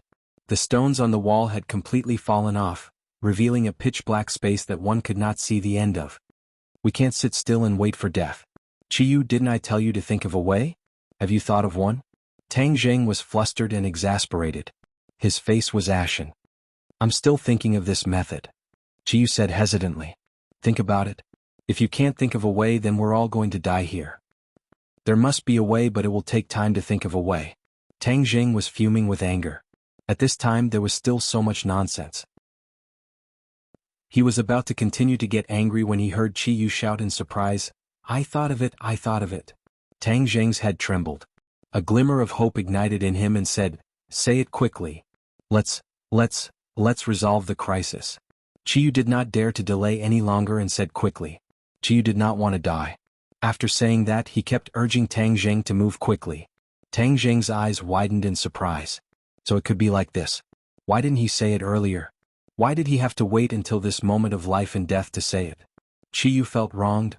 Didn't I just think of it? There are too many things in my head. I have to sort them out. Tang Zheng tiptoed and rushed to the eye of the formation like an arrow. This time, the five-clawed golden dragon did not stop him. Instead, it looked at him mockingly. This was because it believed that Tang Zheng had no way to penetrate the white light. Naturally, he would not be able to destroy this good thing. It was happy to see them work in vain. The Empyrean fairy had indeed worked for nothing. She had used all her skills, including the painting of mountains and rivers, but it was to no avail. That white light was like an indestructible barrier, protecting the multiform Star Sovereign with all its might. The crisp laughter of the 100 Faces Star Sovereign echoed around. He danced with joy. "Haha, interesting. This is fun. You guys continue to watch. This is much more interesting than the days at Mount Buzhou." The 100 Transformations Star-Lord had the appearance of a child to begin with. Now that he was in such high spirits, he looked exactly like a brat. However, when they thought of his actions and abilities, no one dared to treat him as a little kid. Instead, they felt a chill in their bones. Everything he did seemed like a game to him. However, to others, it was a matter of life and death. Tang Zheng looked at the annoying 100 Faces Star Sovereign and said, "Don't be so happy. You'll cry later." "Is that so? Then I'll wait and see." The 100 Faces Star Sovereign laughed. "Fu Yao, move aside. I'll do it." "You'll do it?" The Empyrean fairy was shocked. She looked at him skeptically. Even she could not do anything. What could Tang Zheng do? However, looking at his confident look, her heart skipped a beat. Could it be that he really did have a way? She knew that at this critical moment, Tang Zheng would not joke around. She moved aside and looked at Tang Zheng with burning eyes. She did not know what he would do. Boom. Another loud sound rang out. The ground shook even more violently. Even the rocks above their heads were falling. However, the momentum of the Imperial City's ground was even greater. With a loud bang, the ground caved in under everyone's eyes. Everyone cried out and hurriedly retreated. In an instant, a large hole appeared in the center of the Imperial City. It was more than 10 meters deep. It was like a bloody mouth that wanted to devour people. What's going on? The ground caved in. Number 1 stared at the big pit with a burning gaze. This confirmed his previous conjecture. It was impossible to find a dragon by digging 3 feet into the ground. There was no dragon in this big pit that was more than 10 meters deep, right? But what was going on with such a huge battle formation? Chapter 899. If a real dragon was going to come out, then he didn't dare to think too much. He quickly hid in a corner and dialed the chief's number. This important information must be reported in time. Tian Chanzi didn't even look at him. He just stared at the crater and his heart was in turmoil. "Tang Zheng, you brat, you better not let anything happen to you. I'm just worrying for nothing. He'll definitely be fine. After all, he's not weak and he has the Empyrean fairy's protection." Even if he comforted himself like this, he still couldn't calm down. The ground was still shaking and Tang Zheng felt that the shaking was getting worse. He steadied himself and approached the light screen under the provocative eyes of the 100 Faces Star Sovereign. He stretched out his hand. The ridicule in the 100 Faces Star Sovereign's eyes became more obvious. Even the 5-clawed golden dragon looked at him disapprovingly. The Empyrean fairy was obviously nervous. Although she had been through hundreds of battles, she had never experienced such a thing. She was powerless. Could it be that Tang Zheng had a solution? She couldn't think of what Tang Zheng could do. Tang Zheng's hand touched the light screen, and a strong rebounding force immediately bounced his hand away. If he used too much force, his whole body would have been bounced away. Ha ha. A burst of arrogant laughter sounded. The 100 Faces Star Sovereign mocked mercilessly. "So this is your solution. Why didn't it work?" Big words. Before he could finish the word shame, his throat seemed to be stuck because he saw an inconceivable and strange scene. A cold light flashed in Tang Zheng's hand. He didn't attack the light screen. Instead, he cut his wrist. Blood spurted out and sprinkled on the white light. What was he doing? Tang Zheng's eyes were extremely calm. He didn't care about the sarcasm of the 100 Faces Star Sovereign, because he had a clear purpose in doing all this. The 100 Change Star Sovereign could not figure out the reason no matter how hard he racked his brains. However, when he saw that there was no reaction, his expression changed, and the ridicule on his face became even stronger. He laughed wildly without concealing anything. Aha, it seems that you are at your wit's end. You are so anxious that you actually harmed yourself. Sigh, what a pity. I originally wanted to make you my toy, but it seems that I won't have the chance. The 100 Change Star Sovereign shook his head and sighed as if it was a pity. Tang Zheng looked straight ahead and turned a deaf ear to him. When the blood sprayed on the light curtain, he quickly stopped the bleeding. With a thought, his fingers moved and a mysterious seal appeared on his fingertips. The tip of his finger lit up with a red light that was as bright as blood. Suddenly he pointed his finger forward. The red light shot out and landed right on top of the pool of blood, merging with the light screen. A sudden change occurred. The blood seemed to have a life of its own. It spread across the light screen, extending endlessly. It was like a spark of fire that quickly covered the entire light screen. The originally pure white light screen turned blood red, flickering with a demonic light. This change was beyond everyone's expectations. The 100 Change Star Sovereign opened his mouth so wide that a duck egg could be stuffed in. What the hell? What was going on? The 5-clawed golden dragon also wanted to ask the same question, but an ominous premonition gradually crept into its heart. Roar! A dragon roar shook the sky, causing pain in everyone's eardrums. Stop! The 5-clawed golden dragon roared and swept its tail directly at Tang Zheng. The secret chamber was already small, and the 5-clawed golden dragon was too big. It was impossible for it to display its full power. However, the power of this attack was not small. It was enough to severely injure Tang Zheng. However, Tang Zheng did not seem to have seen it and focused on the light screen. Don't even think about it. How could the mysterious maiden of the 9 heavens turn a blind eye to it? Although she was also surprised by Tang Zheng's actions and did not understand the mystery behind it, there was one thing she was sure of, and that was that this might be a turning point. Otherwise, the 5-clawed golden dragon would not have made such a big fuss. The Empyrean fairy blocked the 5-clawed golden dragon. Especially in such a narrow space, she had an innate geographical advantage. The 5-clawed golden dragon could not use its attack, and it could not do anything to the Empyrean fairy. It writhed its body in anger and the chains rattled. The 100 Change Star Sovereign wanted to stop Tang Zheng, but he could not do anything. This was because he was trapped in the light screen and could only watch as the light screen changed. His expression became abnormally serious, and it was as if a huge rock was pressing down on his heart. Suddenly, Tang Zheng's eyes shone brightly. He roared, "Break!" Crack. A crack appeared on the light screen, then 2, 3, 10, 100. In the end, the light screen was covered with cracks like a spider's web. The 100 Transformation Star Sovereign was so frightened that he staggered backward and slammed into the light screen behind him. With a rumbling sound, it was like the final straw that crushed the light screen. The light screen completely collapsed and shattered into pieces. However, these fragments did not fall to the ground. Instead, they rose slowly like scarlet stars rising into the sky. The 100 Change Star Sovereign felt an inexplicable strangeness. He even felt a little afraid. Fear. This was the biggest joke in the world. The 100 Change Star Sovereign could actually feel fear. He could not remember how many years it had been since he last felt this way. However, there was no doubt that once he felt this way, it was not a good thing. Without hesitation, he flew backward and retreated out of the formation eye. The red light rose slowly and gathered in midair.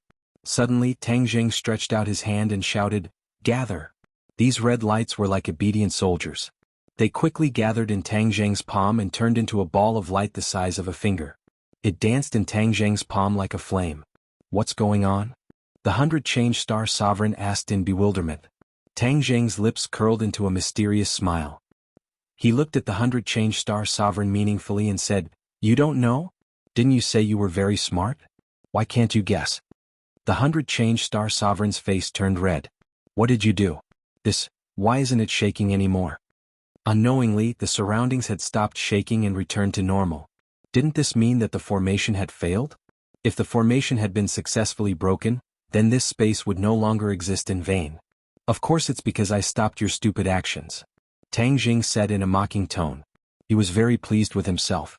The older the ginger, the spicier it was. Chiyu had actually thought of a way at the last moment. This made him overjoyed. Chiyu's method was very simple. It was to use blood as a catalyst and use a secret technique to stop the other party from breaking the formation. Of course, this blood was not ordinary blood. It had to be a sufficiently powerful bloodline.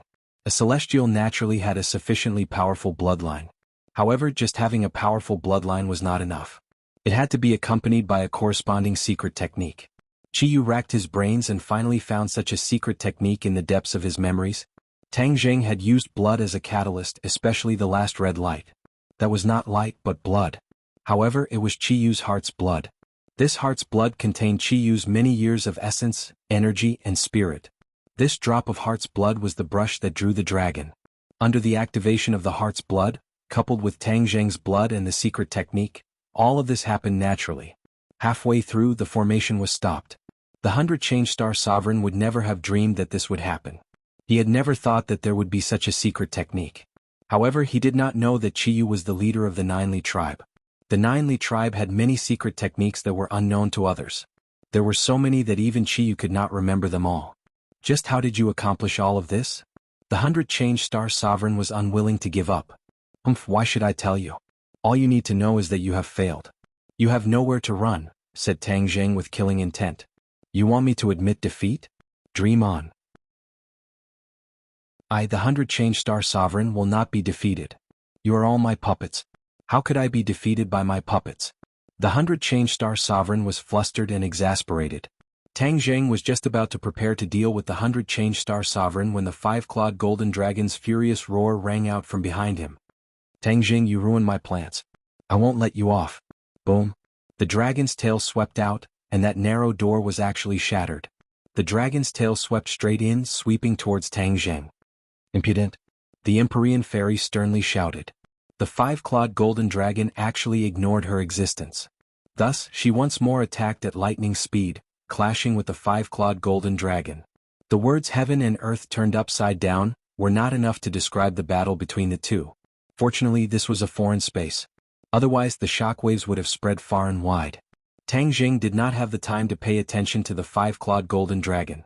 He was still digesting what he had obtained. Just now, that drop of bright red light in his palm was Chiyu's heart blood. The heart blood seeped out from his palm, following the blood vessels all the way to Chiyu's heart. Wherever it passed, Tang Zheng felt a huge amount of energy seeping into his blood. Then it flowed throughout his body, entering his 8 extraordinary meridians, limbs, and bones. Tang Zheng was shocked. This Chiyu's heart blood was really powerful. Moreover, it was mixed with the light screen of the array. Its power was not to be underestimated. Although he had Chiyu's heart, he had never discovered Chiyu's heart blood. He did not even know about this matter. Chiyu's heart, other than maintaining his heartbeat and body skills, was not very important to him. However, it was obvious that he had neglected it. Or rather, Chiyu could hide it and deceive him. How much more is Chiyu hiding from me? At that time he was hiding in my body silently. Just like the inner demon said, he must have had some kind of intention for my body. This Chiyu's heart must be very important. That was why he repeatedly told him to return it to him after using it. He also said that if the heart blood did not return to Chiyu's heart, his heart would stop beating and he would die. But now, Tang Zheng felt the powerful energy in this drop of heart blood and gradually had a different idea. Was Chiyu deceiving him? If the heart blood absorbed the energy of the light screen and returned to his heart, would there be any unexpected changes or consequences? He could clearly feel that after the heart blood absorbed the energy of the light screen, it was stronger than before. If it entered his heart, wouldn't it be Chiyu's heart that was stronger? His heartstrings trembled.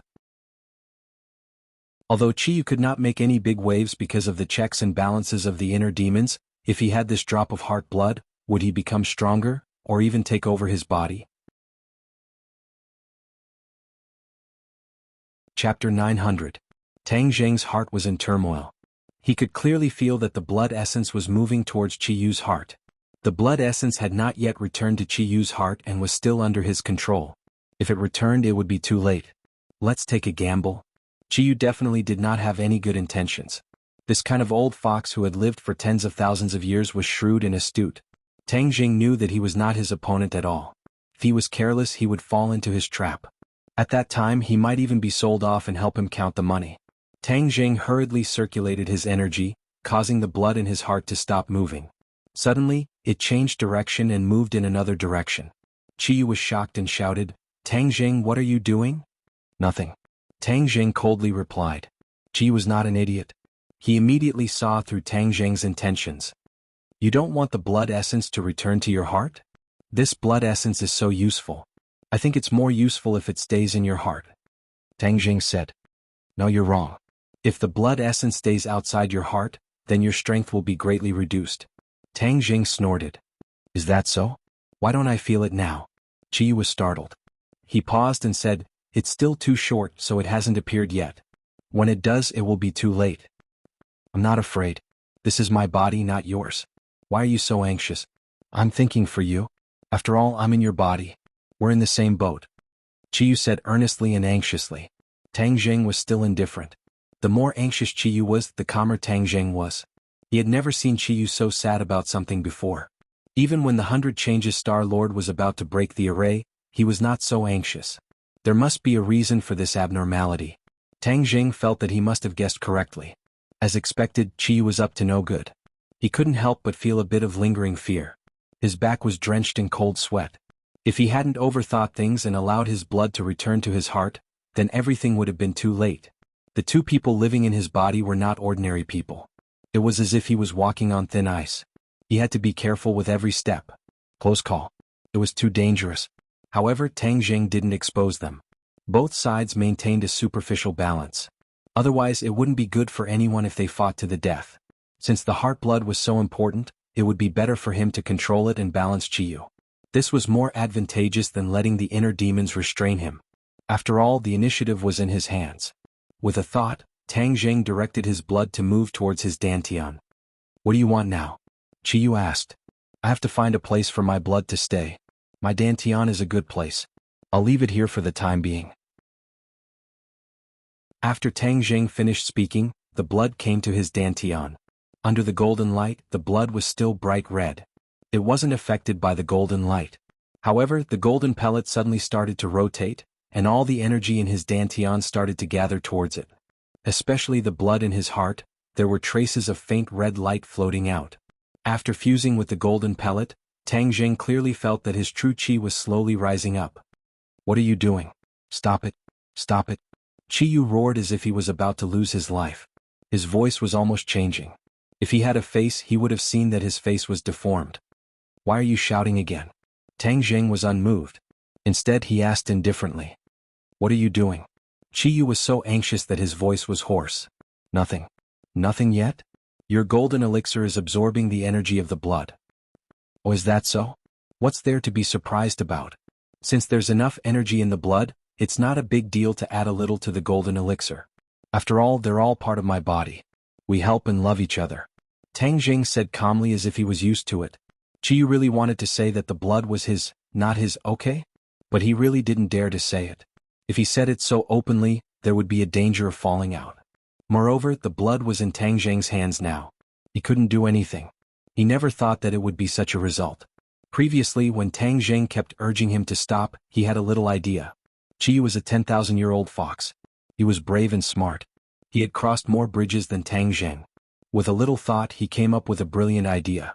This idea could solve the crisis in front of him and prevent the 100 Faces Star Lord from breaking the formation. It could also benefit him endlessly and even change from passive to active.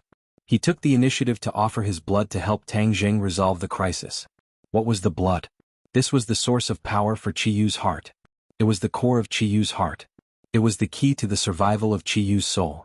Losing the blood was definitely a devastating blow to him. Although it wouldn't immediately cause his soul to scatter, he would never be able to possess another body and be reborn. He had always hidden the blood very well. Tang Jing had probed Qiyu's heart countless times, but he didn't find it. When the blood absorbed the energy in the light screen, the energy contained in the blood would be very strong. When it returned to his heart, Qiyu's soul would also become very strong. In time he would be able to surpass Tang Jing, take over the host, and be reborn. This was Qiyu's plan that he thought was flawless. With Tang Jing's experience, he definitely wouldn't be able to see through it. Moreover, at this critical moment, Tang Jing definitely wouldn't think too much about it. Then he could complete all of this without anyone noticing.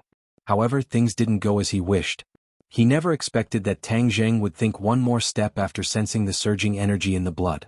Just this one small step caused him to lose the entire game. He lost completely. Once the blood left Qi Yu's heart and entered Tang Zheng's body, it naturally wouldn't be under Qi Yu's control. This was also why he never dared to take out the blood easily. There were too many unknown variables. He was always hunting geese, but he was pecked in the eye by the geese. Qi Yu suffered in silence. He couldn't speak of his bitterness. He hated it. Why was he so stupid?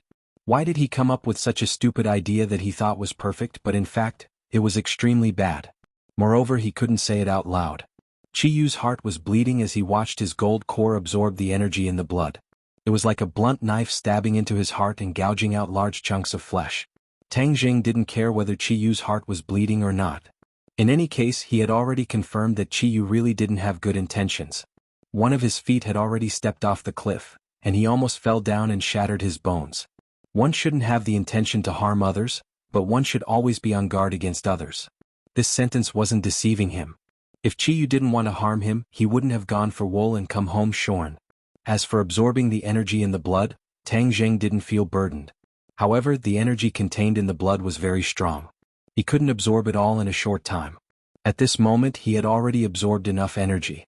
It was even more than the energy in the crystal. True Qi rushed up and overturned rivers and seas. Suddenly, his eyes lit up and bloomed with joy. Haha, my cultivation has broken through again. I've reached the 8th stage of the gold core realm. It's really a blessing in disguise. Tang Zheng, you're absorbing my blood to improve your cultivation. Qi Yu wanted to die and asked hoarsely. Why can't I? This is my blood. Didn't I say it before? You're in my body. What's yours is mine. You and I are in the same body. Why are you so clear about it? Tang Zheng's words almost made Qi Yu vomit blood. However, he didn't give up. Qi Yu wanted to trick him. He couldn't encourage this evil trend, so he immediately released the inner demons. Although the inner demons couldn't speak, they were watching coldly from the sidelines. They had already seen everything clearly. Immediately, they couldn't help but laugh wildly. Haha, Qi Yu, you also have a day like this. How about it? You still want to trick Tang Zheng. Now you know what it's like. The inner demons saw through Qi Yu's thoughts clearly. Qi Yu didn't admit it. I don't know what you're talking about. I'm helping him. The inner demons snorted. Do you really think that other than yourself, everyone in the world is a fool? The inner demons changed the topic and began to flatter Tang Zheng. Young man, you're really smart. You saw through his sinister intentions at a glance. Let me tell you, this blood is very useful. After you absorb its energy, your cultivation will increase. Tang Zheng's heart skipped a beat, but he didn't say a word. The inner demons continued, you and Qi Yu are in a state of rising and falling. The more energy you absorb from the blood, the weaker his strength will be. Don't you think this is a good thing? Tang Zheng was overjoyed. This was, of course, a good thing. Tang Zheng, don't listen to the inner demon's nonsense. He's setting a trap for us. He's killing 2 birds with 1 stone. Once my strength decreases, he'll gain the upper hand. Won't you be in danger? You have to be on guard against his evil intentions. He's not a kind person. Qi Yu hurriedly reminded. Tang Zheng's heart sank. These 2 old foxes were indeed not easy to deal with. Every word was a trap. They were digging a hole for him to jump into. Fortunately, there were 2 checks and balances. If there was only one, it would be a tragedy for him. It seemed that although the blood was good, it couldn't absorb too much energy. Otherwise, Qi Yu's strength would be too weak. In the future, he would be suppressed by the inner demons. Then, there would be no way to keep him in check. However, it shouldn't hurt to absorb a little energy occasionally. After all, Qi Yu was so powerful. A little energy leaked out from under his fingernails would be enough for Tang Zheng to digest slowly. Young man, don't listen to Qi Yu's nonsense. I'm doing this for your own good. Say, when your cultivation is powerful, will you still have to worry about the 100 Faces Star-Lord in the future? You can crush him with 1 finger. Strength is the most important thing. The inner demon said earnestly. Tang Zheng snorted.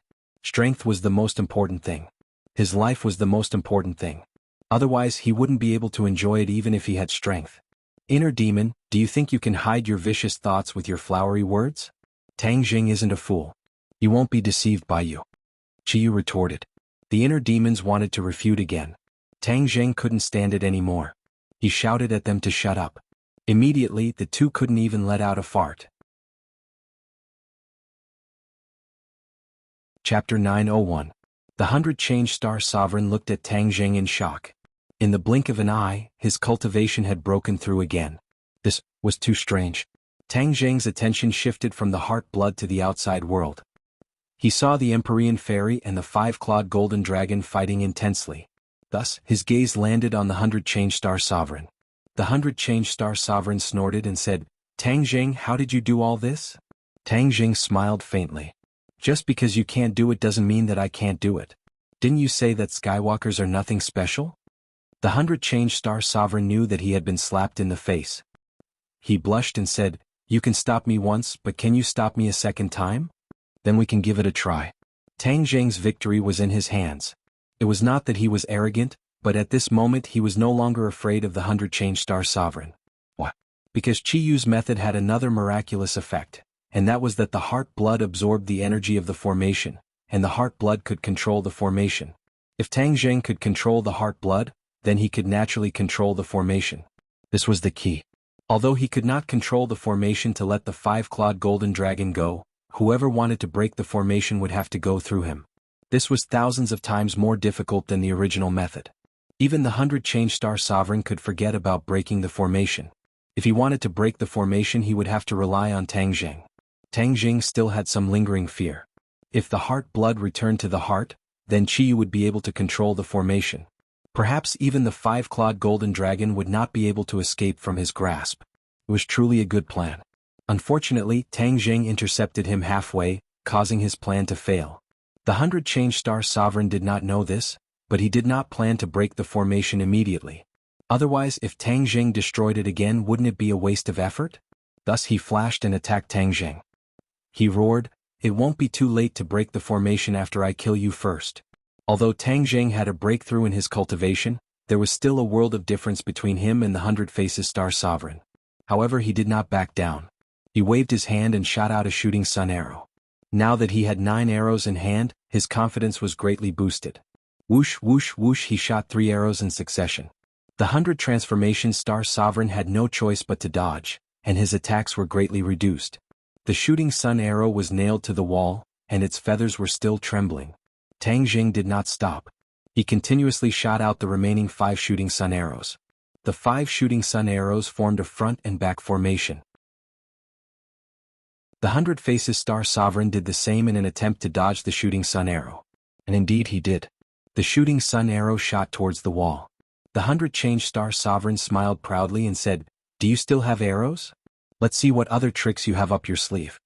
Tang Zheng's expression changed slightly. The 8 shooting sun arrows had not injured the 100 Change Star Sovereign at all. The difference in strength between the two was too great. If I wasn't in the ghost realm and lost 1 shooting sun arrow, I would gather 9 shooting sun arrows. The power would definitely be stronger, and I would definitely not let the 100 Faces Star Sovereign off so easily. Tang Zheng was very regretful. Seeing the 100 Faces Star Sovereign's attack in front of him, he calmly raised the War Soul and stabbed out. The Empyrean Fairy had been silently paying attention to Tang Zheng. Seeing him fighting against the 100 Faces Star Sovereign alone, she quickly shouted, "Tang Zheng, be careful. Leave first, I will hold them back." "Don't worry, I won't leave you behind."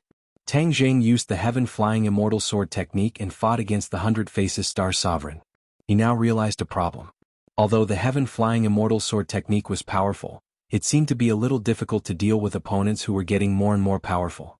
His top priority was to cultivate a more powerful sword technique or other techniques. Of course, he could only rely on the Langya Pavilion to achieve this goal. Now that he had painstaking efforts, he was confident that he could make a breakthrough in the Dragon God technique and reach a higher level in the Langya Pavilion. Hearing Tang Zheng's words, the 100 Faces Star Sovereign laughed. "Ha, you have guts. Let's see if you still have this kind of courage when you're about to die." The Empyrean Fairy was extremely anxious. It was easy for her to leave. Even the 5-clawed golden dragon and the 100 Faces Star Sovereign could not stop her. But Tang Zheng was determined to stay, so she had no way to leave. "Let's go, I'll bring up the rear," she urged again. Tang Zheng was indifferent and said, "If we just leave like this, won't they be very happy? If the enemy is happy, I will be very unhappy." "You." The Empyrean Fairy was speechless and glared at him fiercely. Tang Zheng retreated to the side and said, "Actually, we don't need to fight. Isn't he going to break the formation? Just let him break it. We'll witness it with our own eyes, hee hee." The Empyrean Fairy was extremely intelligent and heard the hidden meaning in his words. She asked suspiciously, "What do you mean?" "I said that there's no need to fight. What's the point of making such a big fuss? It's just a waste of true qi. Tang Jing narrowly avoided the 100 Faces Star Sovereign's attack and retreated to the Empyrean Fairy's side. The Empyrean Fairy looked at him skeptically and asked, "Are you sure?" "I'm sure." Tang Jing put away the War Soul sword. The 100 Faces Star Sovereign attacked again, but was blocked by the Empyrean Fairy. The 100 Faces Star Sovereign had no choice but to retreat. His expression was cold as he said, "Tang Jing, do you really want me to break the formation again?" "Of course, this time I'll just stand by and watch. I definitely won't make a move.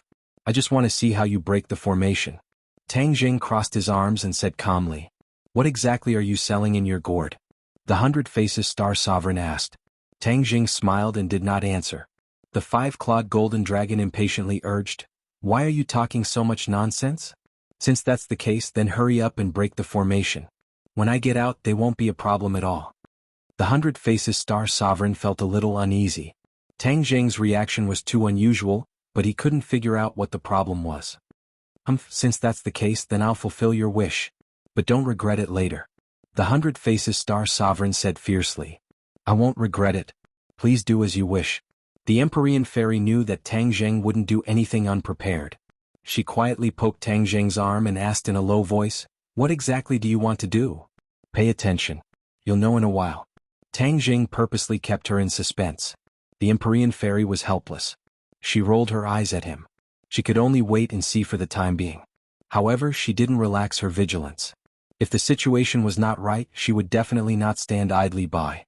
The 100 Faces Star Sovereign's big black eyes rolled as he thoughtfully looked at Tang Jing. His eyes lit up and the corners of his mouth raised into a smile as he said, "You want to use the same trick again, right? Hee, I won't give you the chance." This time he didn't stand in the center of the formation. Instead, he stood outside the formation. Break the formation. A pure white energy rose from the ground, and the white light screen appeared again. The Empyrean Fairy's heart tightened. Her arms were straight, ready to attack at any time. Tang Jing faintly smiled, "Don't be nervous. I know what I'm doing." The Empyrean Fairy really wanted to ask him what he was thinking. The other party was the 100 Faces Star Sovereign, not some random cat or dog. If he succeeded, then not to mention Tang Jing, even she wouldn't be able to do anything. However, Tang Jing had a confident look on his face. It was as if he didn't see her worry at all. The 5-clawed golden dragon opened his eyes wide and excitedly twisted his body. Especially when he saw the light curtain, his eyes erupted with a terrifying light. It was as if the door to freedom was slowly opening for him. Boom, boom, boom.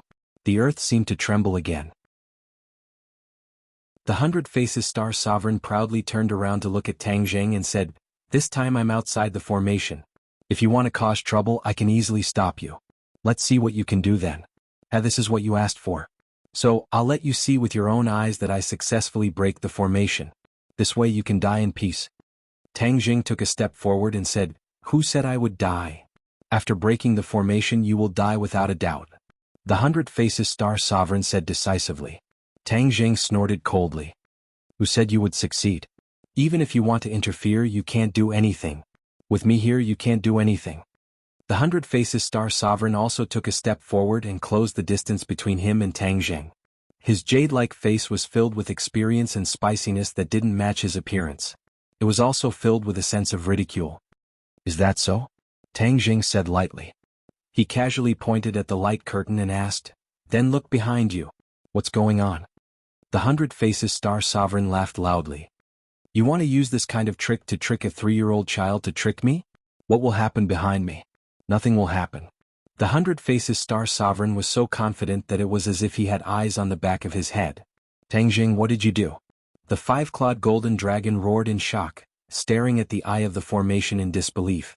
Seeing this, the 100 Faces Star Sovereign's heart skipped a beat. He had an ominous premonition. Could it be that something really happened behind him? Otherwise, why would the 5-clawed golden dragon have such a big reaction? He couldn't care less about ridiculing Tang Jing anymore. He suddenly turned around. Suddenly, his mouth opened so wide that a duck egg could be stuffed into it. The light curtain was actually retreating back to the ground bit by bit, and the shaking was getting weaker and weaker. In the blink of an eye, the light curtain disappeared from the ground and everything returned to normal. The formation had failed. The 100 Transformation Star Lord acted as if he had seen a ghost as he shouted, Tang Jing, what did you do? Didn't you tell me not to do anything? I didn't do anything. Tang Jing raised his hands and said with a smile. You're lying to a child. You didn't do anything. The Hundred Faces Star Sovereign said angrily. Aren't you a child? I'm not a child. I'm the Hundred Faces Star Sovereign. The Hundred Faces Star Sovereign roared and pointed at Tang Jing. He was flustered and exasperated. What did you do? The Empyrean Fairy and the five-clawed golden dragon also looked at Tang Jing. It turned out that he already had a way to make sure that the Hundred Faces Star Sovereign couldn't break the formation. That was why he was so confident. In fact, this was also an experiment for Tang Jing. Although Qiyu had always said that he could control the formation, there was no proof. Moreover, Qiyu was always talking nonsense. He didn't know whether what he said was true or not, so it was best to put it into practice. He didn't expect the practice to be so successful. He immediately had a kind of connection with the formation when he controlled the heart's blood and took control of the formation. Chapter 902. Looking at the Hundred Faces Star Sovereign's bewildered expression, Tang Jing finally revealed the answer. I have already controlled this great array, so of course you can't break it. What? You controlled this great array?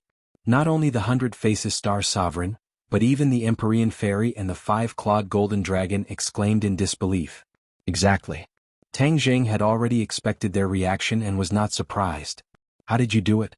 This time it was the five-clawed golden dragon who asked. It had been imprisoned by this great array for hundreds of years, so of course it knew how powerful it was. It could not understand it had tried so hard for so many years but still failed to break the array, but Tang Jing actually had a way to control it. This was not scientific. Tang Jing glanced at the five-clawed golden dragon and could guess its thoughts. It had probably fallen from the clouds into the abyss. The five-clawed golden dragon did not hesitate to fall out with Tang Jing and even fought because it thought that it could regain its freedom without Tang Jing's help. But now all of this was like a bubble that burst with a pop, not leaving any hope for it. Tang Jing said, just now when I stopped the Hundred Faces Star Sovereign from breaking the array, I did it? Otherwise, do you really think that my blood was spilled for nothing? No, I have never heard of this kind of magic. The Hundred Faces Star Sovereign shook its head like a rattled drum. You don't know, but that doesn't mean it doesn't exist. Tang Jing said jokingly. Do you know what kind of array this is? You dare to boast that you controlled the great array? The five-clawed golden dragon said indignantly. Of course I know. In the past, Tang Jing did not know, but after he controlled the formation he knew everything about it clearly. Furthermore, he knew how to set up this formation now. This great array was called the Heaven and Earth Soul Suppressing Array. It used the Heaven and Earth's Fate and the Heaven and Earth Profound Stone as the eye of the array. This kind of array was enough to suppress countless vengeful spirits and ghosts. With the addition of the Heaven and Earth Profound Stone, even the five-clawed golden dragon was no exception. Of course, there was a drawback to this formation, and that was that the stronger the formation was, the more karmic luck it had to gather. Suppressing the five-clawed golden dragon naturally required a lot of luck, so the luck of heaven and earth changed drastically. When the destiny of heaven and earth changed, the country was naturally affected. Later on, the destiny of that dynasty became worse and worse, and it was even invaded by the foreign tribes. The cultivators were expelled and then ruled by the foreign tribes for hundreds of years. Then, foreign enemies invaded and ravaged the land, turning Wuxia into a sea of corpses. All of this had to do with the Heaven and Earth Soul Suppressing Array. If not for this array, perhaps Wuxia's landscape would be completely different. It could be said that in order to absorb the dragon chi, the emperor did a foolish thing that did more harm than good and caused hundreds of years of harm. For the sake of his own interests, he didn't care about Wuxia. If the array was broken, Wuxia's karmic luck wouldn't continue to be absorbed by the array. Then Wuxia's karmic luck would undergo a tremendous change. Perhaps it would rise again and stand at the highest peak of the world. However, even so, Tang Jing wouldn't break the array easily and let the five-clawed golden dragon out. With its current temper, it wouldn't be Wuxia's karmic luck, but a catastrophe. You actually know the information about this array. Seeing Tang Jing's confident expression, the five-clawed golden dragon found it unbelievable. It gradually believed that Tang Jing really controlled this array. It was filled with sorrow and its eyes became dim. Although the 100-Change Star Lord didn't know what the array was, he knew that it was over when he saw the five-clawed golden dragon's reaction. He was unwilling.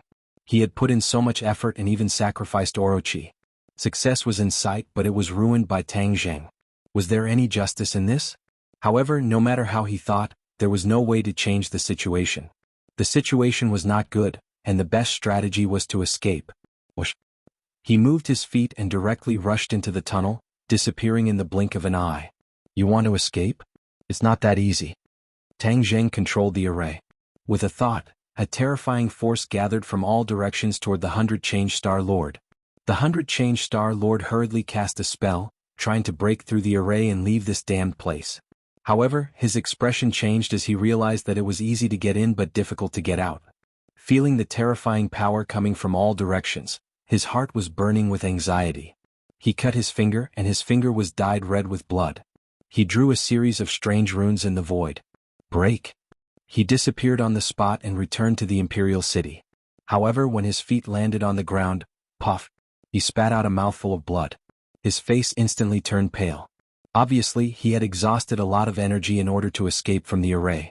Moreover, the overwhelming force was enough to make him suffer. He was injured by Tang Zheng. This was something he had never expected, but it happened just like that. Although Tang Zheng relied on the power of the array, he had seriously injured him. He was angry and resentful, but now was not the time to be resentful. He had to leave before his opponent caught up. The appearance of the 100 Change Star Lord attracted everyone's attention. Many people guessed that the huge commotion in the capital had something to do with these people who had disappeared, especially the light that rushed into the sky, which was even more frightening. At this moment, the light had disappeared, and the ground had stopped shaking. Seeing the person involved, many people's nerves were straight. Tian Chanzi panicked when he saw the 100 Change Star Lord. Could it be that Tang Zheng and the Empyrean Fairy had encountered some accident below? Before he could ask, he saw the 100 Transformation Star Sovereign soar into the sky as if his life depended on it, flying into the distance. When he reacted, the other party had disappeared. The 100 Change Star Lord was an expert after all. Although he was injured, he was still not someone Tian Chanzi could catch up with. At this moment, the Empyrean Fairy also caught up and asked, "Where is the 100 Change Star Lord?" When he saw the valiant and heroic Empyrean Fairy, Tian Chanzi immediately calmed down. The panic in his heart also disappeared. He hurriedly asked, "He escaped. What happened? Where is Tang Zheng?" "Escape?" The Empyrean Fairy looked up at the dark sky.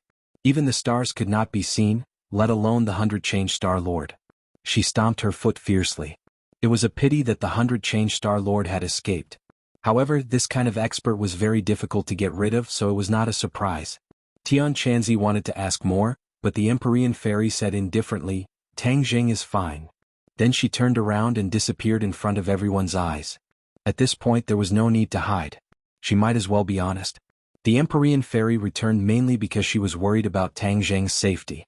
After all, he and the 5-clawed golden dragon had turned against each other. If he was left alone, the 5-clawed golden dragon would go crazy and hurt him. However, when she arrived at the hall, she found Tang Zheng standing in front of the 5-clawed golden dragon safe and sound. The 5-clawed golden dragon's head was drooping. It was a veritable general of a defeated army. Tang Zheng looked at the 5-clawed golden dragon coldly. An invisible pressure spread out, and even the dragon chi in his body involuntarily leaked out. The Empyrean Fairy saw this scene and her heart skipped a beat, but she did not say anything. 5-clawed golden dragon, now that the 100 Change Star Lord has escaped, your hope of regaining freedom has been shattered. How do you feel? Tang Zheng asked. The 5-clawed golden dragon did not dare to look at Tang Zheng's eyes. It lowered its head and did not say a word. Speak. Are you mute? Tang Zheng roared angrily. The 5-clawed golden dragon finally raised its head and looked at Tang Zheng unwillingly. Although its dragon chi was still there, its momentum was completely gone. After hesitating for a long time, it finally squeezed out 4 words, "You're good." "I'm good. I almost died at the hands of you and the 100 Change Star Lord." Tang Zheng laughed self-deprecatingly. 5-clawed golden dragon, you broke our agreement without permission. What do you think I should do? Can you still kill me? The 5-clawed golden dragon asked. Of course I can't kill you.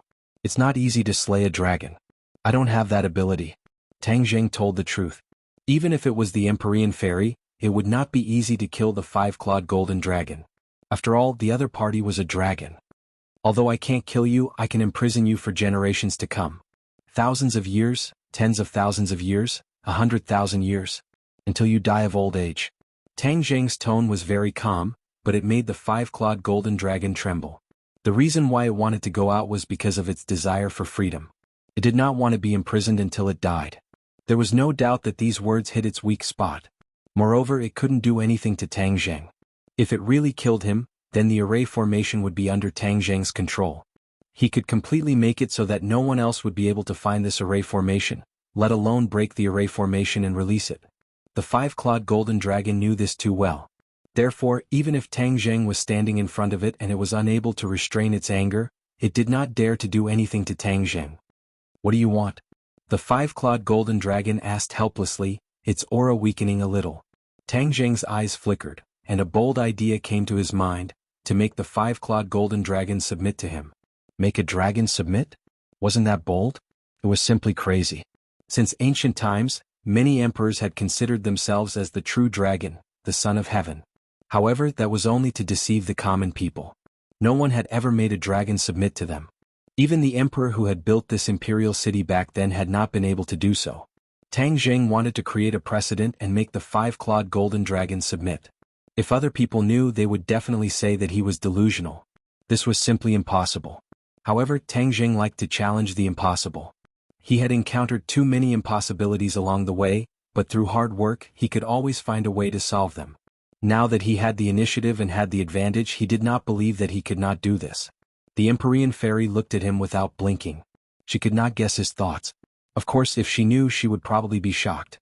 Tang Zheng took a deep breath and encouraged himself. He coldly looked at the five-clawed golden dragon. It was a little overwhelmed by this gaze and hurriedly said, "What do you want?" "I want you to submit to me. From now on you will only listen to my orders." Tang Zheng pointed at the five-clawed golden dragon and said without stopping. Chapter 903. The Empyrean fairy thought she had misheard and looked at Tang Zheng suspiciously. However, seeing his serious expression, it turned out that she had not misheard. He really did want the five-clawed golden dragon to submit to him. She was at a loss for words.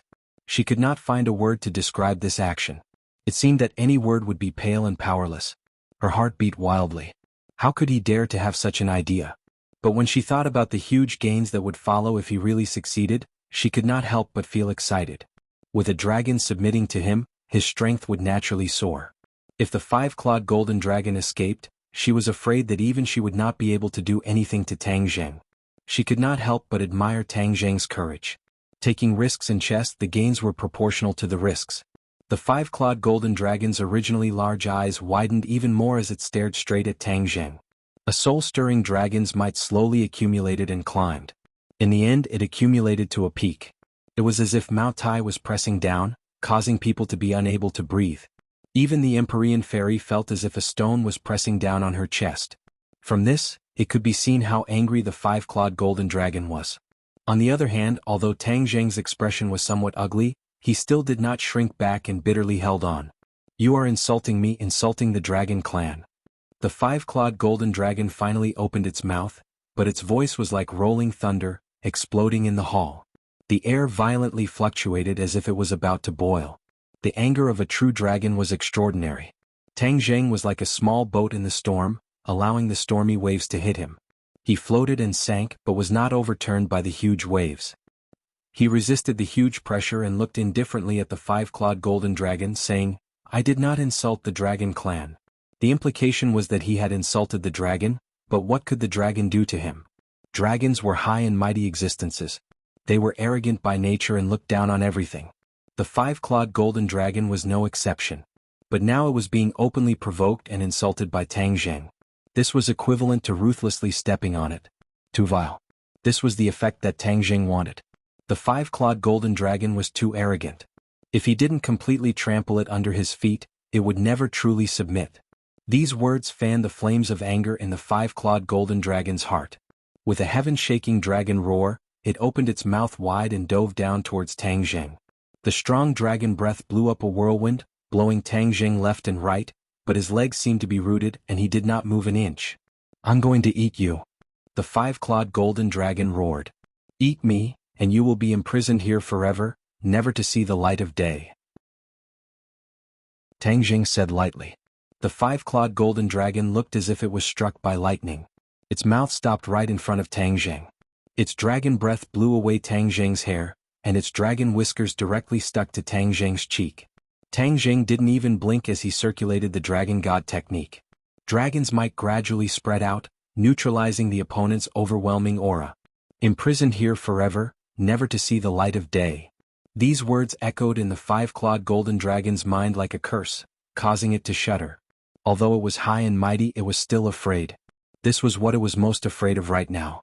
It was already afraid of being imprisoned. Tang Zheng's eyes gradually revealed a trace of a smile. He had made the right bet. The five-clawed golden dragon's reaction made him very satisfied. He wanted to add more fuel to the fire. If you submit to me, I promise to save you. Impossible. How can my dragon race submit to you humans? The five-clawed golden dragon retorted loudly. Human? I cultivate the Dragon God technique. Didn't you always say that I'm not human? Tang Zheng found a reason for the other party, allowing its brain to turn around, which was equivalent to giving it a way out. Dragon God technique.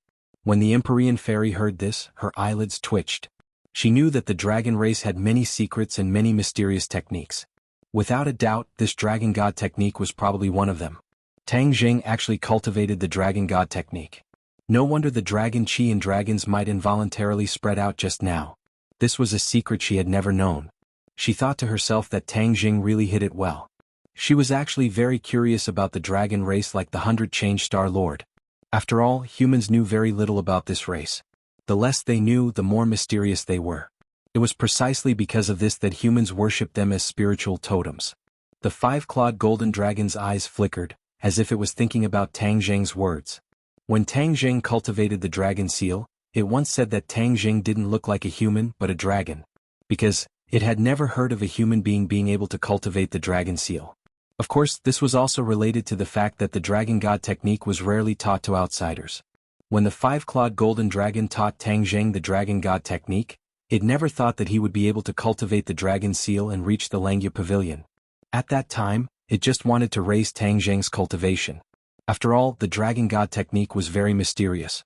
If cultivated properly, it could indeed raise one's cultivation. However, the Dragon God technique was definitely not the core technique of the dragon race. That was why it dared to teach Tang Zheng. You really don't look like a human in many ways, the five-clawed golden dragon said. This was exactly the same as what Tian Chanzi once said. Then it settled. Why can't you submit to a dragon? Tang Zheng asked back. In the dragon race, the strong were respected. The weak submitting to the strong was a matter of course. But this matter seemed to be a little different. First of all, Tang Zheng's strength couldn't be compared to the five-clawed golden dragon. This was the strong submitting to the weak. Secondly, although Tang Zheng said that he was equivalent to a dragon, looking left and right, other than the dragon seal, he didn't look like a dragon at all. He was simply a human. He was obviously deliberately confusing it. The five-clawed golden dragon didn't fall for it. It refused without hesitation. In your dreams. I will never submit to you. Tang Zheng frowned. What a stubborn person. Since you don't want to listen to me, I can only use force. Tang Zheng's face gradually became gloomy. It was like 10,000-year-old ice. It was so cold that it made people's hearts tremble. The five-clawed golden dragon's heart jumped. What was he going to do? But then it thought that with its own strength, it couldn't do anything to it. It snorted disdainfully. The Empyrean fairy was also very curious about what other tricks Tang Zheng had. She stared at him with eyes full of splendor. She had to admit that she got to know Tang Zheng again. She had a strong feeling of anticipation for what would happen next. Let's see how long you can be stubborn. With a thought, Tang Zheng caused a slight change in the space around him, causing ripples to appear one after another. At the same time, the chains on the five-clawed golden dragon's claws began to glow. The dark light even covered the golden light of the dragon's scales. What are you doing? The five-clawed golden dragon's eyes twitched wildly and asked anxiously. You'll know in a while. Tang Zheng smiled mysteriously and hurriedly activated the heaven and earth soul-suppressing formation. The light of the chains became more and more intense. Roar! Suddenly, a dragon's roar burst out from the five-clawed golden dragon's throat. It shook the sky. This dragon's roar was mixed with pain. It was a bone-deep pain. Tang Zheng and the Empyrean fairy both felt it. Tang Zheng was as hard as iron. He endured it and wasn't affected. The Empyrean fairy's eyes were full of splendor. She stared at the chains and wondered how Tang Zheng did it. The five-clawed golden dragon roared, "What are you doing? Stop it." Tang Zheng was unmoved and asked lightly, You don't know what the chains on your dragon claws are, do you? The five-clawed golden dragon really didn't know. It tried many times but couldn't break free from the chains. What is it? It's made of 9 serenities dark iron. What? 9 serenities dark iron? The five-clawed golden dragon and the Empyrean fairy exclaimed at the same time. They knew very well what the 9 serenities dark iron was, but they had never seen it with their own eyes. It was said that the 9 serenities dark iron was a dark iron taken from the 9 serenities of the ghost realm. It was born from the yin qi of the ghost realm. If it was made into a magic weapon, it would definitely be an unprecedented magic weapon. It was impervious to water and fire and extremely difficult to destroy. No one would have thought that someone would use this kind of dark iron to make a chain to bind the five-clawed golden dragon. It was too wasteful. Tang Jing didn't know what the 9 serenities dark iron was before. After he controlled the heaven and earth soul-suppressing formation, he knew about the 5 chains that were integrated with the formation. When he heard the words 9 serenities dark iron, he didn't have much of a reaction, but the inner demons immediately explained it to him. Only then did he know that the chain that he had seen countless times had such a great deal of attention. The person who imprisoned the five-clawed golden dragon back then really took a lot of effort. Tang Jing looked at the 5 chains and couldn't help but feel a little jealous.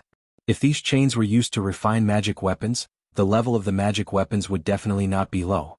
The 9 serenities dark iron has a remarkable characteristic, and that is, it can stretch and shrink freely. This chain has been integrated with the formation. As long as I move my mind, the chain will shrink. Do you think your dragon claws can withstand it? The five-clawed golden dragon was silent. Even if your dragon claws have rough skin and thick flesh and won't be broken, after a long time, your blood and chi won't be able to flow. I'm afraid it will be crippled. Even if you regain your freedom in the future, if your dragon claws are crippled, how much strength do you think you will have left? Tang Jing's words poked at the five-clawed golden dragon's weak spot. In the future, it would definitely want to return to the dragon clan. If its dragon claws were destroyed, its strength would plummet, and there would be no possibility of recovery. Then it would become the weakest at the bottom. In the world of the dragon clan, where the strong preyed on the weak, it would be trampled on at will. That kind of life would be even more terrifying than being imprisoned here. Just thinking about it made its heart tremble. It didn't dare to think more. The five-clawed golden dragon was still groaning in pain. Looking at the incomparably calm Tang Jing, it really wanted to tear him apart and swallow him into its stomach. Have you thought about it? I only used a little strength. If I use a little more strength, then your dragon claws will really be crippled. Tang Jing blatantly threatened. The Empyrean fairy couldn't help but envy Tang Jing. This kind of experience was something that ordinary people wouldn't even dare to dream of. It was really desirable to be able to threaten a dragon. The pain in the five-clawed golden dragon's eyes became more and more intense. Its body even twitched and its proud head drooped down.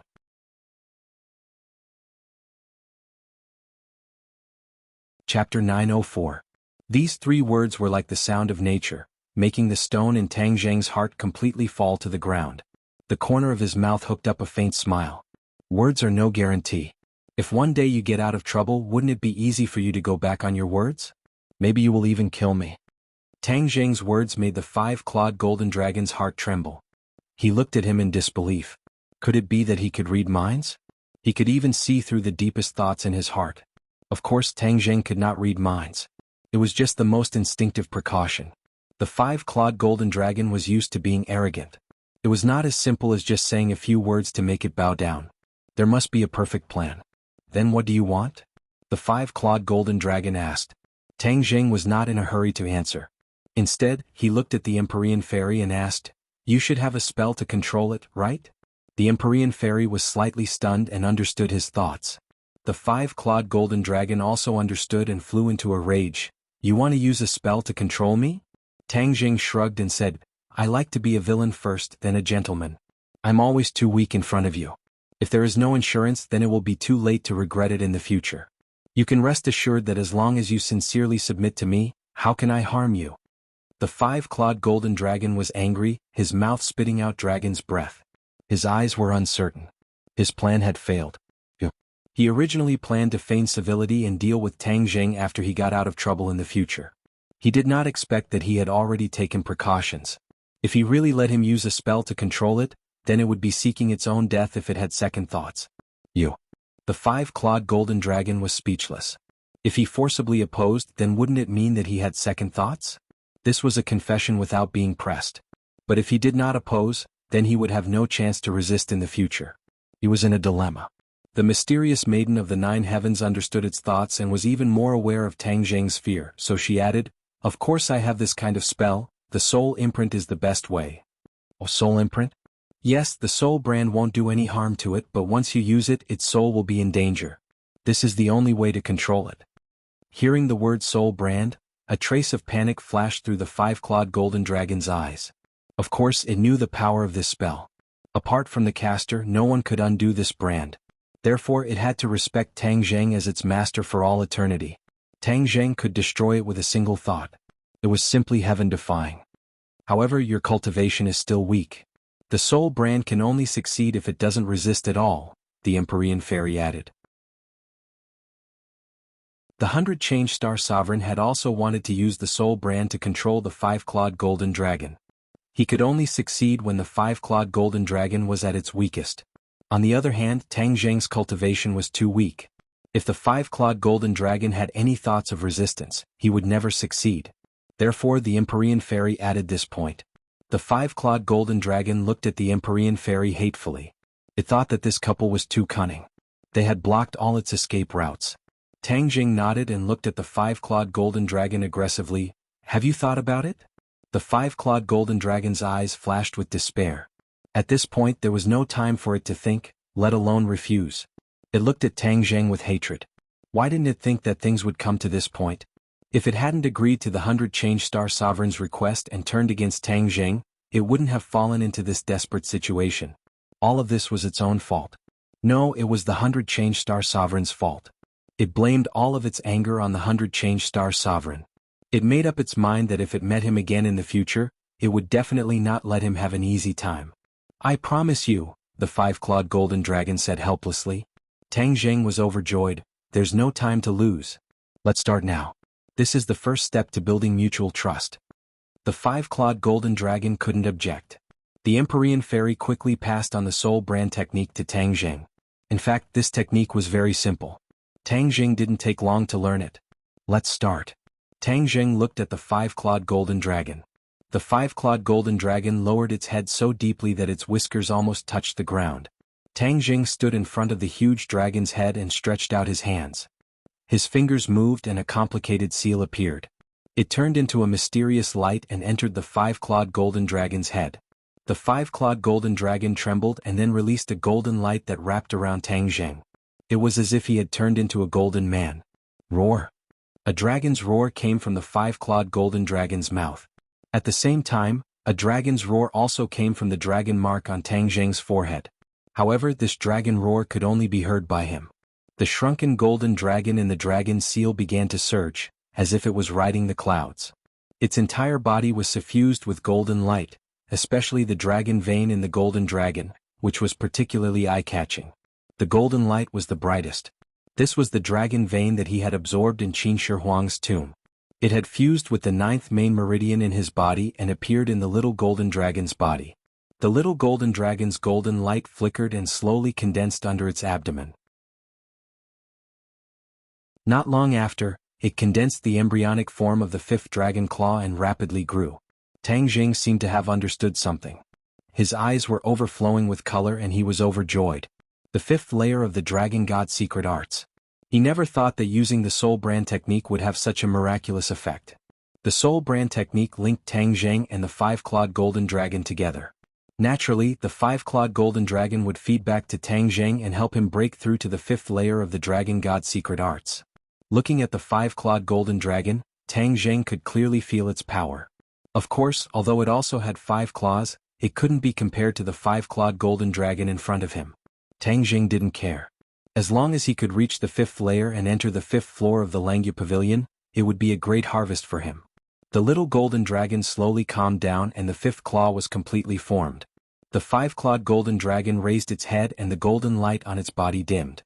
Although its body didn't change and its strength wasn't damaged, it knew that a brand was left in the depths of its soul. From now on, it would never be able to resist Tang Zheng. It was a great shame to submit to a human, but it was powerless to resist. He's not human. He cultivated the dragon god secret arts and even cultivated the dragon mark. He should be considered a member of the dragon clan. It finally remembered Tang Zheng's words and used it to comfort itself. It could be considered as soothing its wounded heart. However, when it completely fixed its gaze on Tang Zheng, it was obviously shocked and exclaimed, "You actually broke through again and reached the 5th layer of the dragon god's secret arts." Tang Zheng smiled faintly, "I have to thank you for this. Don't worry, I won't treat you unfairly. In the future you will definitely be proud of today's decision." The 5-clawed golden dragon snorted and didn't comment. Tang Zheng didn't care about its little mood and said, "Your problem is solved. Next it's my problem." Tang Zheng looked at the space around him. The hall had been destroyed. Let's restore it to its original state. With a thought from Tang Zheng, the surrounding space underwent a huge change. Stone walls were automatically built from all directions. Not long after, the hall was restored to its original state. He controlled this space, and all of this was done with a single thought. Although this space is still under the Imperial City from now on, except for me, no one can find this space. He obviously wanted to hide this space. This time, the movement was so big that the dragon in the capital was no longer a secret. He was afraid that people from all walks of life would compete to find it. He naturally couldn't let these people succeed. Especially since there were officials and Azure Dragon Palace among these people, he had to be careful. Now, he couldn't help but be curious about how Tian Chanzi knew that there was a dragon under the Imperial City.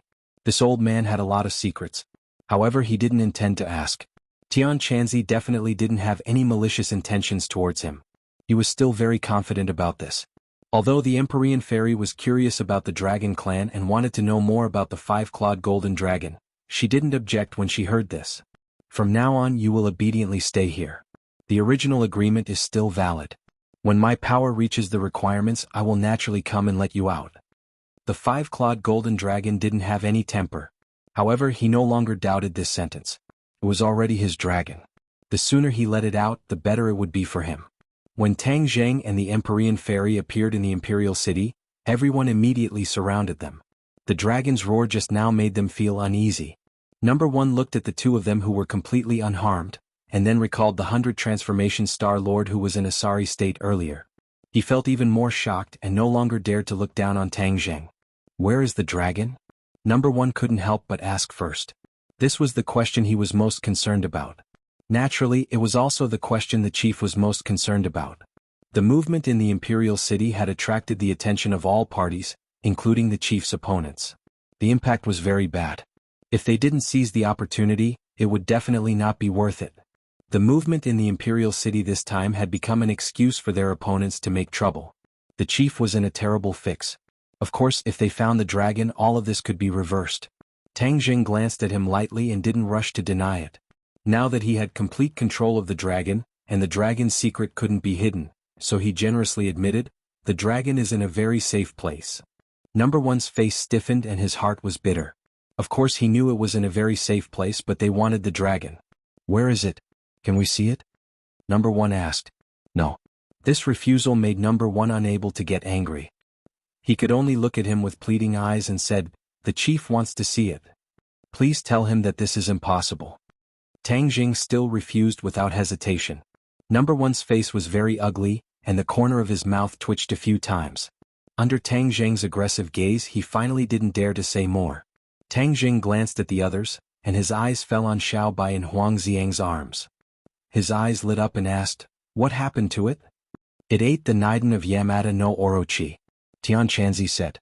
Xiao Bai reluctantly opened its eyes and looked at Tang Zheng as a greeting.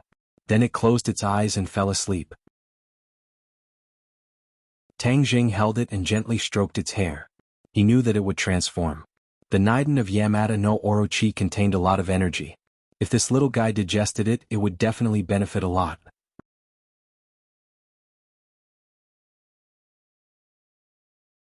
Chapter 905.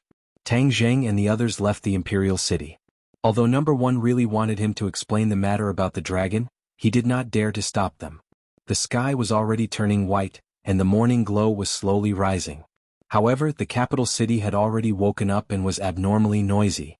Many residents stood in the streets and alleys, looking up at the Imperial City one after another. The commotion last night was so big that it was still vivid in their minds, especially the few lights that rose into the sky in the capital city. It was like a sci-fi movie, making people wonder if aliens had arrived. Many police cars and policemen were in the streets and alleys. The policemen were all persuading the residents to stop watching and explaining the strange phenomenon last night. Tang Jing stopped and listened for a few words. He could not help but admire the level of lies that the government had fabricated. They actually said that the methane in the sewage system under the imperial city had accumulated for too many years and had exploded. As for the few lights, it was a normal phenomenon caused by the refraction and reflection of the explosion's flames through the clouds. The breathtaking dragon's roar was an enhanced effect caused by the resonance of the shock wave from the explosion with the air. Because it was dark, only a few people saw the huge figures of the mecha, the four symbols, and Yamata no Orochi in the imperial city. Therefore, the government did not directly refute the rumors about these giants. In addition, the government also refuted the rumors about the werewolves and bloodlings a few days ago, saying that they were animals that had escaped from a zoo. Whether the public believed it or not, the government believed it anyway. This prevarication made many people speechless. Did they really take the people for fools? Overwhelming publicity, whether online or in real life, the government's refutation of the rumors filled the people's eardrums. Public opinion could distort gold and accumulation could destroy bones. Gradually, some people also believed these words. As long as people believed it, it was naturally like a single spark could start a prairie fire. The voices of doubt gradually disappeared in tea, rice, oil and salt, and the huge pressure of survival and work. It was only an occasional topic of conversation after dinner. Therefore Tang Jing was wrong. Although the incident this time was big, it did not have much of an impact on the ordinary people, nor did it cause the uproar he predicted. The existence of cultivators was still a mystery. Although more people knew about it, the general public was still in the dark. Of course, this was a story for later. After Tang Jing and the others returned to the villa, the others were waiting quietly in the villa. Seeing them return, they were relieved. Last night they were really worried the whole night and didn't sleep a wink. This was especially true for Lanyu. Her eyes were red, and it was obvious that she had been crying. Seeing that Tang Jing had returned, she hurriedly ran over and asked about his well-being. After confirming that Tang Jing was safe and sound, she finally felt relieved. What happened? Why is there such a big commotion? Everyone looked at Tang Jing with burning eyes. Tang Jing did not mention anything about the five-clawed golden dragon. He simply explained the battle with Yamata no Orochi. Everyone was shaken to the core. Marshall was silent for a while before asking, "Where's Junko?" He had seen this person before and had a deep impression of her. He might have escaped. Tang Jing did not place this woman in his eyes. Without the 100 transformation Star-Lord, she would not be able to stir up any waves. Everyone spoke one after another, consoling each other for a while. Finally, they confirmed that the storm had passed and the clouds had dispersed. They couldn't help but reveal smiles on their faces. "Tang Jing, can I have a word with you?" Suddenly, Princess An walked over and said. Tang Jing frowned suspiciously and asked, "What's the matter?" "Nicholas has been destroyed and Rockefeller will definitely fall. As for the remnants of the Atlantic Empire, they are nothing to worry about. My father asked you when you will implement that plan." Princess An had only received the call last night, so she took the opportunity to ask. The news of Nicholas's death had already spread throughout many countries. Although the Atlantic Empire claimed that he had died of illness at home, those who knew the inside story knew that Nicholas had fallen into the hands of Tang Jing. At that time, Tang Jing and the royal families of many European countries had a secret agreement. If Nicholas was destroyed, the Rockefeller family's property would be divided among them. However, other than Sweden, the royal families of the other countries had already changed their minds. Now that the Swedish king had taken the initiative to mention this matter, it seemed that he was coveting the fat meat of Rockefeller and was preparing to make the first move. However, the Swedish royal family alone was obviously unable to compete with a group of tigers and wolves, so they were preparing to join forces with Tang Jing. Tang Jing still remembered that the Swedish king did not add insult to injury, so after thinking for a while he said, "After a few days when things are settled here, I will go to your country." This time, not only was he going, but even Mu Hongyan had to go because there were many business operations which was not his strong suit. Moreover, Mu Hongyan had already made arrangements in Europe, and now was the harvest season, so of course she could not be absent. As for Tang Jing, he was going to hold the line so that the rascals would not dare to look down on Mu Hongyan, a woman, so that her actions would be smoother. Anne heard this and smiled with relief, then came to Tian Chanzi's side and said, "Master, my father invited you to visit my country. I wonder if Master can do me the honor?" After he finished speaking, he looked at him with a smile, blinking his sparkling eyes like a big doll. Tian Chanzi's heart skipped a beat. He had always been thinking about the spar, and was sure that the Swedish royal family definitely had more than two of them. Since the other party had taken the initiative to invite him, it would be difficult for him to refuse, so he went to take a look and see if he could get more spar. Tian Chanzi purposely muttered to himself for a while, then pretended to say, "Then let's go." Tang Jing didn't know whether to laugh or cry. He was only fooling people who weren't familiar with him. Tang Jing knew that he probably couldn't wait any longer in his heart. A burst of hurried footsteps came from outside the house. The Yen family, the Qin family, Yi Tianlei and Feng Xinyang had actually come at the same time. From their stern expressions, it could be seen that even they were frightened by the commotion last night, especially when Yen Padian knew about the existence of the five-clawed golden dragon. He was extremely worried, afraid that the five-clawed golden dragon would be captured by bad people, and the situation would be serious. This time, Tang Jing still did not explicitly mention the matter of the five-clawed golden dragon. Although the officials had already confirmed this matter, they still would not publicize it. Therefore he chose to keep it a secret and not disclose it to the public. Since the enemy is dead and has escaped, can we remove our inescapable net in the capital? Yen Padian asked for Tang Jing's opinion. Tang Jing pondered for a moment, then said, "Go all out to hunt down Song Yu." But thinking about it, with Song Yu's style of steering according to the wind, she would have long since escaped if she didn't see it right. "Forget it, let's retreat. However, we must pay attention to the movements in the capital in the future, especially since I will be leaving for a period of time. You must be even more careful." "Where are you going when you leave?" Yen Padian was shocked. Now that the capital was in a precarious situation, would there be any bad effects if he left? Tang Jing saw through his thoughts, shook his head and said, "Don't worry, Fuyao will stay behind, and with you guys in charge the capital will not be able to cause any big waves." Actually, Tang Jing could guess the attitude of the officials. Now that the successive upheavals had caused the officials to be extremely passive, there were a lot of discussions among the people, and there were a lot of criticisms. At this time, stability was the most important thing. Moreover, the 100 Transformation Star Lord was injured and would not come out for the time being. As for the Azure Dragon Palace, Tang Jing subconsciously thought of the chief. His attitude towards the Azure Dragon Palace seemed to be rather ambiguous. It seemed that he at least knew something that Tang Jing did not know. Perhaps out of consideration for stability, the chief would also stop the Azure Dragon Palace from causing any more trouble. Therefore, the capital that was in the center of the storm was actually the safest place for the next period of time. Seeing that Tang Jing was so confident, although everyone had doubts in their hearts, they put them away. They already trusted Tang Jing blindly, and would not easily question his decision. The Yen family and the Qin family left together. Yi Tianlei and Feng Xinyang stayed behind and looked at their daughter. The two of them looked at each other, not knowing what to say. Especially when he saw Tang Jing's room full of women, many messy thoughts appeared in his mind. In the end, Yi Tianlei felt that it was too rash for his daughter to stay in Tang Jing's house like this, so he waved his hand and said, "Ding Dang, let's go home." Yi Ding Dang was reluctant to part, but she was too embarrassed to say that she wouldn't go home. In fact, in the past few days when she had been with everyone day and night, she actually had a feeling of gradually merging with them. She originally thought that she would have a very strong resistance in her heart, but it did not erupt as expected. This made her very surprised, and no matter how hard she scratched her head, she could not think of a reason. When Tang Jing heard this, he also looked at Yi Ding Dang somewhat awkwardly.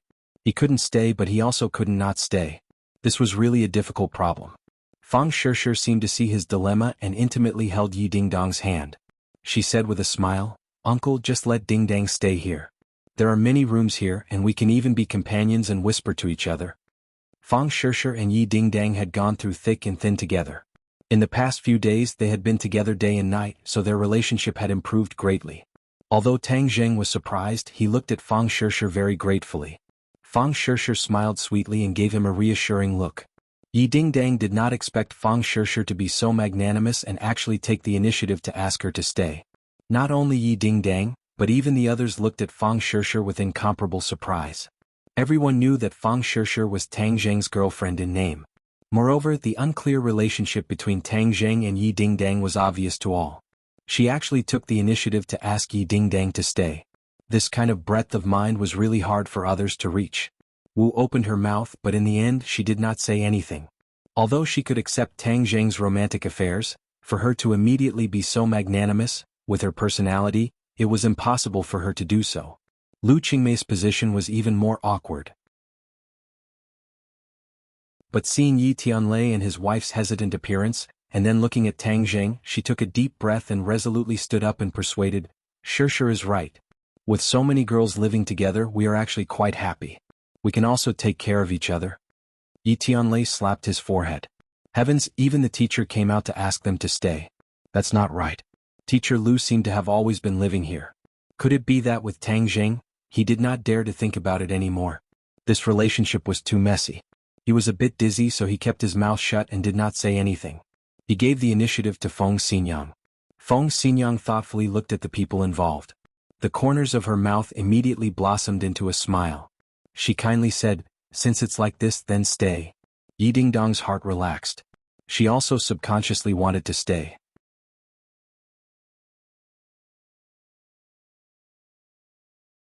Chapter 906. Feng Xinyang and Yi Tianlei left. On the way back, Yi Tianlei couldn't help but complain.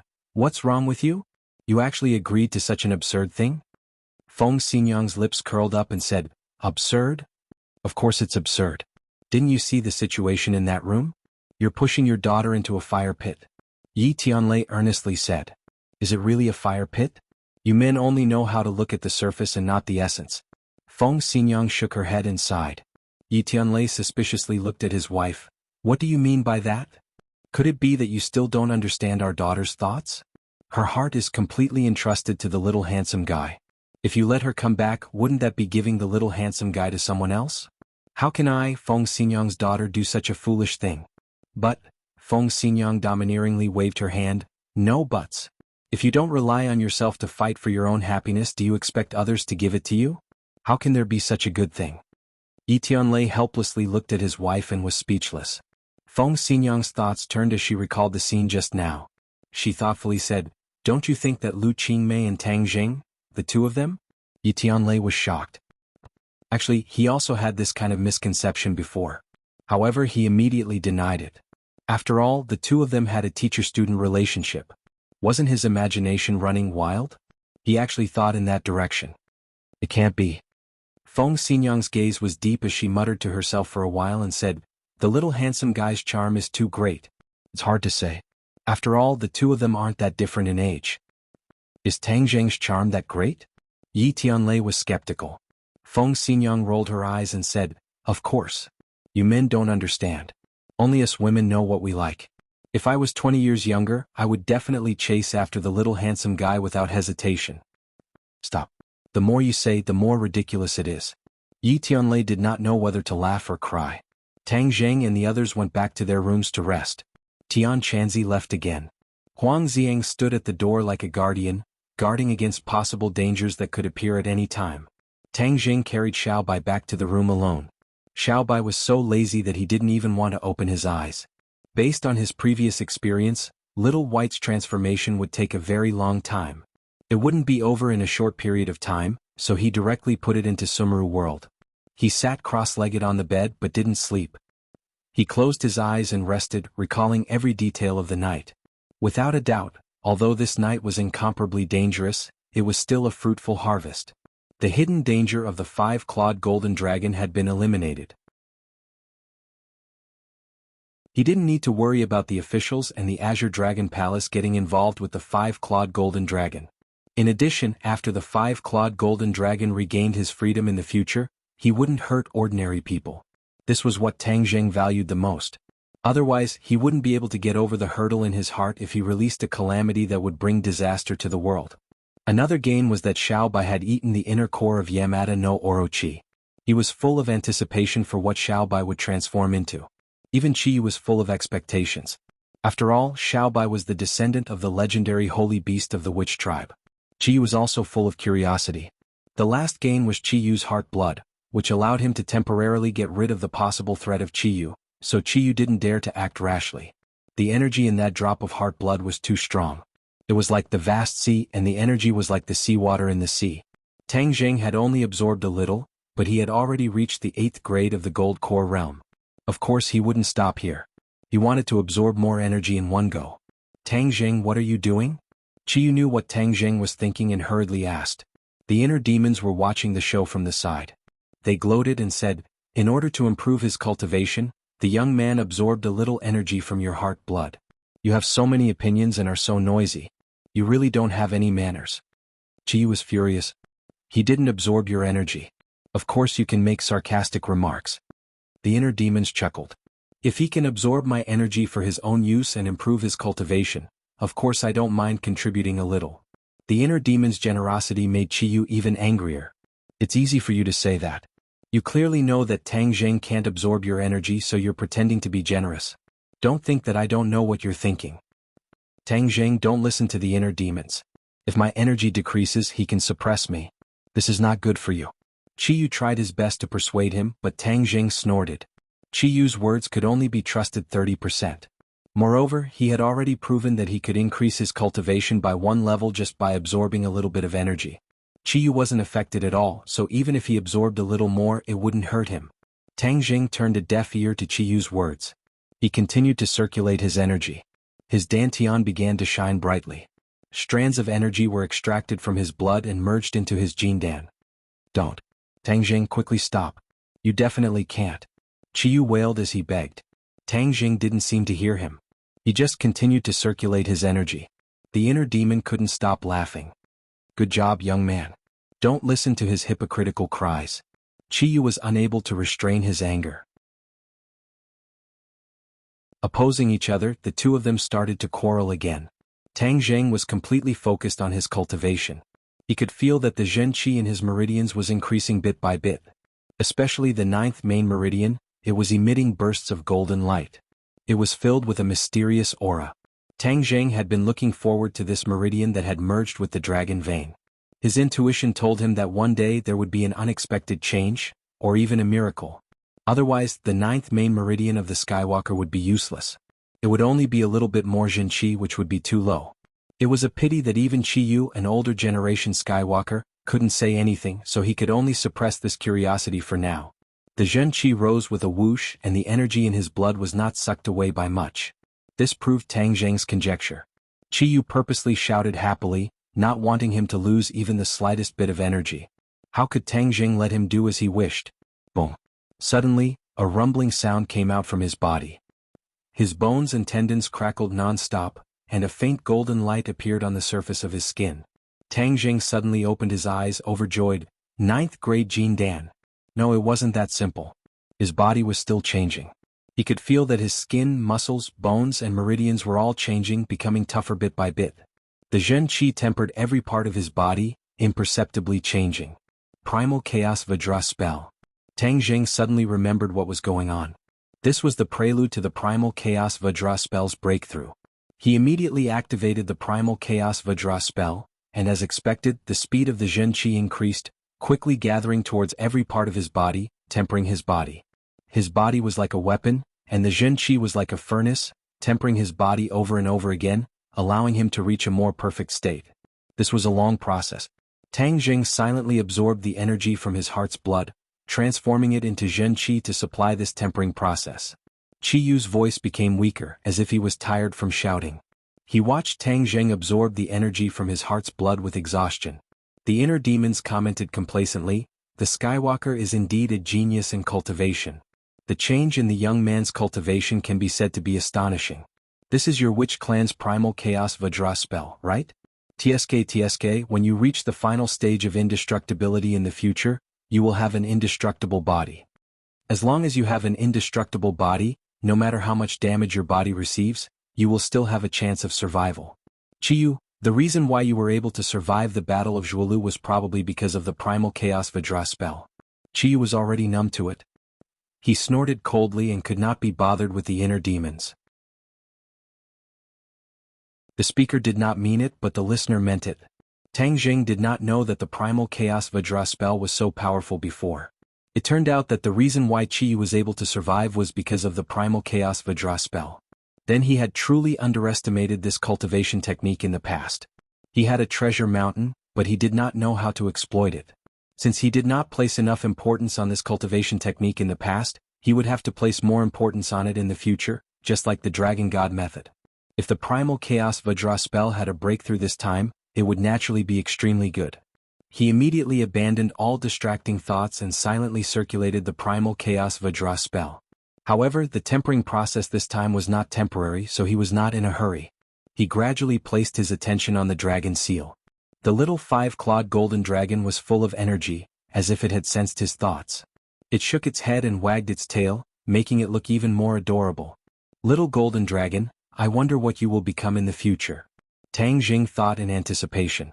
Even the 5-clawed golden dragon was unable to truly explain the changes in his body, so he could only rely on himself to figure it out step by step. After seeing the little golden dragon, his consciousness naturally sank into the dragon seal and entered the Langya Pavilion. The scene in front of him changed. The towering and ancient Langya Pavilion stood in front of him. 5th floor, I'm here. Tang Jing strolled into the Langya Pavilion and quickly passed through the 1st floor. When he reached the 2nd floor, he slowed down and suppressed his excitement. When he reached the 3rd floor, his state of mind had completely returned to normal. He did not know what was waiting for him, so he did not dare to let his guard down. Back then on the 4th floor, if he had not walked out of the Exorcist Mirror's illusion, the consequences would have been unimaginable. Therefore, although the Exorcist Mirror was good, it was also risky. Otherwise, if it could easily exorcise a person's inner demons, why did even a peerless powerhouse like Chiyu still have inner demons? When he stepped on the 4th floor, he subconsciously glanced at the Exorcist Mirror. It was still quietly placed not far away. This time he did not fall into the illusion as soon as he stepped on this floor like the last time. However, when he saw the Exorcist Mirror, another thought flashed through his mind. There were so many people in the Dragon Clan. If someone did not walk out of the illusion of the Exorcist Mirror, what would the consequences be? This question could only be answered by the real Dragon Clan. He, an imposter, would not know the truth for the time being. He walked up to the 5th floor and glanced out of the window. This was already very high, so he could see the scenery below. However, the scene in the distance was very blurry and could not be seen clearly. Only then did he realize that after coming to the Langya Pavilion so many times, he had only entered the Langya Pavilion and had not explored the places outside the Langya Pavilion. Those places were chaotic, as if shrouded in fog.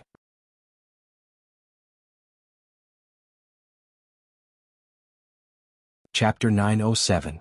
Tang Jing withdrew his gaze and turned to look at the 5th floor. There were no more bookshelves or weapons in the room. Instead, there were bronze figures. Each bronze figure was in a different posture. One of its hands was grasping in the air as if it was holding something in its palm. Their expressions were different. Some were angry, some were happy, and some were sad. It was a vivid portrayal of a person's 7 emotions and 6 desires. When Tang Jing saw this scene, he was very curious. What was so strange about these bronze figures? Were they like the 4 symbols venerables? But their bodies were not tall. They were no different from ordinary people. There were 36 of them, and they stood in picturesque disorder in every corner of the room. Tang Jing cautiously took a few steps forward and walked to the center of the bronze figures. But before he could stand still, a burst of sword chi shot toward him from the hands of the bronze figure in front of him. He jumped in fright and hurriedly retreated. But he found that he was in a quagmire. He could only watch as the sword chi attacked, but he could not dodge. The sword chi shot into his body, but it did not cause any harm. He only felt that there was an additional burst of sharp sword chi in his meridians. He did not understand what was going on. This was not like the lower floors. The secret manuals and treasures on this floor were offensive. Just like the exorcism mirror, opportunities were accompanied by dangers. He did not dare to lower his guard. Whoosh, whoosh, whoosh. Several more bursts of sword chi shot out from the hands of the bronze figures in all directions. Only then did Tang Jing notice that they were grasping in the air. It was very similar to the posture of holding a sword. The bursts of sword chi also shot out from their hands. Just like before, Tang Jing tried his best to dodge, but he could do nothing. He could only watch as the sword chi shot into his body. 36 bursts of sword chi shot through his meridians like wild horses out of control. He felt like his heart was being pierced by thousands of arrows. Ah! He subconsciously cried out in pain. Cold sweat broke out all over his body, and his cheeks and neck turned red. What is going on? He did not know what to do and hurriedly tried to calm the bursts of sword chi. But they were very strange. They were as slippery as loaches. He could not calm them at all. Whoosh! Suddenly, a gust of wind rang in his ears again. Tang Jing hurriedly raised his head and looked over. He saw the bronze men moving, shuttling back and forth, as if following a certain trajectory. Waves of invisible sword chi rose under their guidance, intertwining with each other in midair, finally forming a pattern of yin and yang fish. Tang Jing was shocked. He stared at the yin-yang fish and the pattern began to spin rapidly again. The atmosphere in the large room changed rapidly, giving people a sense of oppression. It was as if a huge rock was pressing down on their chest, making it hard to breathe. Tang Jing was not in the mood to pay attention to this change, because his meridians were almost riddled with holes from the 36 sword chis. Ah! Tang Jing growled as his golden core spun rapidly. His genuine chi surged like a flood, rushing into his meridians in an attempt to resist the sword chi. He could not help but think that if Chi Yu and the inner demons were here, they might be able to guide him. But once they entered the Langya Pavilion, their consciousness was completely blocked, and there was no way for them to take half a step forward. Therefore he could only rely on himself. He gradually realized that although the Langya Pavilion was a treasure house, there were also many dangers. Opportunities and risks coexisted. If he could not resolve the risks, he was afraid that the gains would not make up for the losses. He had an impulse to ask the five-clawed golden dragon. In the past, the five-clawed golden dragon had always told him to explore the Langya Pavilion by himself, but he did not tell him that there were so many dangers. But now was not the time to complain. The most important thing was to get rid of the sword chi. The genuine chi surged into his meridians and clashed with the sword chi. The sword chi finally stopped and was forced to retreat. Tang Jing was overjoyed. In a spurt of energy, his genuine chi surged and forced the sword chi to retreat. Oh no! Seeing the sword chi's retreat path, Tang Jing shouted because the sword chi had retreated directly into his mind. The brain was the most mysterious and fragile part of the human body. If the sword chi was so sharp, wouldn't it be terrible? But it was too late. The sword chi retreated into his brain like a fish swimming into the sea, overturning the river and sea. The sword chi moved horizontally and pierced into various areas of his brain. The genuine chi quickly blocked, but the sword chi was ready to be released. In an instant there was a momentum that was out of control. Tang Jing screamed and held his head. His brain seemed to be about to explode. Suddenly, a golden light rushed out from the little golden dragon in the dragon seal and rushed into his brain. The crazy sword chi immediately calmed down. The pain stopped. Tang Jing looked inside his brain in disbelief. The golden light released by the little golden dragon had such a magical effect that it completely overshadowed the genuine chi. The sword chi calmed down but did not disappear. It intertwined and wandered in his mind and slowly condensed. Not long after, it turned into a yin-yang fish, exactly the same as the one in midair. At the same time, the yin-yang fish in midair descended and covered Tang Jing's head. It rotated for a while and directly sank into his scalp. The two yin-yang fish merged and bloomed two rays of light, one black and one white. Tang Jing was startled as he discovered that one sword technique after another rose into the air from the yin-yang fish and was imprinted in his mind. Taiji yin-yang sword technique. A few big words flashed and disappeared into the yin-yang fish. Tang Jing was stunned. It was unbelievable. This was a set of sword technique. The posture of the bronze figures was a sword move, and the sword chi that shot out also represented a sword move. In the end, the sword chi was appeased and branded in his brain, forming a complete set of 36 moves of Taiji yin-yang sword technique. This set of sword technique was a combination of yin and yang, and it was perfectly compatible with the Tao of heaven and earth. It was a rare sword technique. Although Tang Jing had not learned it yet, he could already tell that it was definitely more mysterious and powerful than the heavenly fairy sword technique. Hadn't he been looking for a more powerful sword technique? He didn't expect to find it. However, the process of searching was too dangerous and he almost lost his life. If I didn't hold on just now, would I really die here? He couldn't help but ponder. No, Langya Pavilion is too mysterious. I have to ask the five-clawed golden dragon again. It didn't say anything before, but this time it's not up to it. He didn't know that the Taiji yin-yang sword technique focused on the balance of yin and yang. It was not a problem for ordinary people to cultivate it, but Tang Jing had the 9-yang saint body, the body with the heaviest yang chi in the world. Although this kind of physique was rare for cultivation, and could allow one to cultivate many techniques with twice the result with half the effort, the Taiji yin-yang sword technique was an exception. Therefore, to an ordinary person this was a very simple matter, but to Tang Jing, it was very dangerous. If it was an ordinary person just now, after the 36 sword chi shot into their body, they would definitely not scatter around. This was because an ordinary person's body was in balance of yin and yang. Even if there was a deviation, it was still within an acceptable range.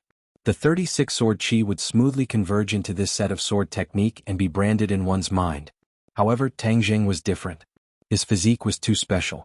This was originally an advantage, but it had become a fatal flaw here. But at the final moment, the little golden dragon in the dragon seal showed its might and finally calmed the restless sword chi, pulling Tang Jing back from the gates of hell. Tang Jing still didn't know the reason behind this. He just looked at the Taiji Yin-Yang sword technique curiously. Although there were 36 moves, they were subdivided into 6 levels. Each level contained 6 sword moves. One had to gradually cultivate the corresponding sword moves in order to enter the next level. He simply started to cultivate. The first move of the first level was very simple. With a thought, a bronze man appeared in Tang Jing's mind. It quickly moved, and a surging sword chi shot out from its hand with great power. Tang Jing remembered this move, but subconsciously turned his head to look around, as if he wanted to see if the bronze men were still there. They had unknowingly returned to their original state, so quiet that it was as if they had never moved. The air was calm and there was no trace of sword chi. It was as if this was an ordinary room and they were dead bronze men. Tang Jing shook his head. This sword technique was too mysterious. It had actually been integrated into these 36 bronze men. It was really unheard of and he didn't know who had created it.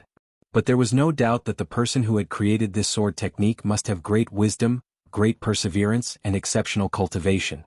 He restrained his thoughts and didn't think about these illusory questions. He focused all his thoughts on the sword technique. But suddenly he was stunned. His eyes were filled with disbelief. This was because he actually had no recollection of the sword technique that he had just learned. One had to know that he had a photographic memory. He could remember almost anything that he saw once. But why did he have no recollection of the sword technique he had just seen? He only knew that this sword technique existed. As for how to use it, he had no clue. His mind was blank. Strange, too strange. His expression became particularly serious. He racked his brains as if trying to remember a little bit, but still came up empty-handed. He couldn't help but immerse his mind in that sword technique, wanting to learn it again. That sword technique had actually disappeared. It had completely disappeared from his mind as if it had never appeared. But he knew that it had been imprinted in his mind, so how could it disappear in the blink of an eye? It was too strange. He subconsciously looked at the yin and yang fish in his mind. It was calm and slowly rotating. But there was an additional white line in the black fish. Tang Jing was shocked. He was sure that the black fish was as black as ink, and definitely didn't have this impurity-like white line. He couldn't understand it. The first technique he had learned had completely disappeared, and he couldn't remember it at all. And there was an additional white line in the black fish. Could it be that there was some connection between the two? Tang Jing shook his head. He really couldn't understand this. He could only suppress the doubts in his heart and ask others for help in the future.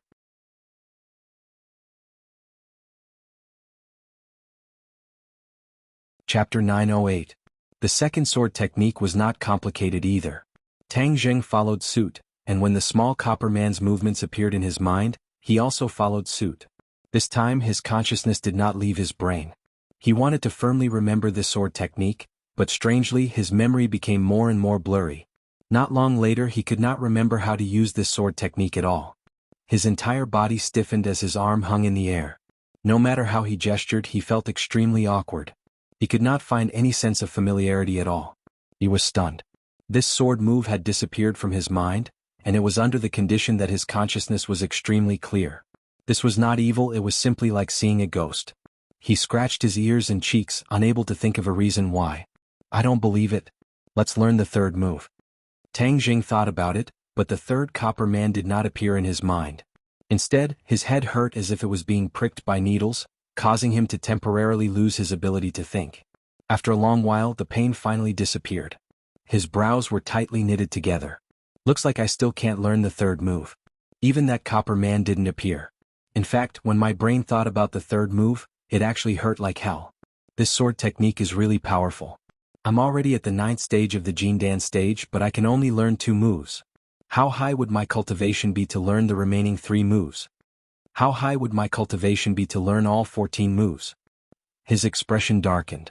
So what if he finished learning it? If he didn't learn it, he would forget about it completely.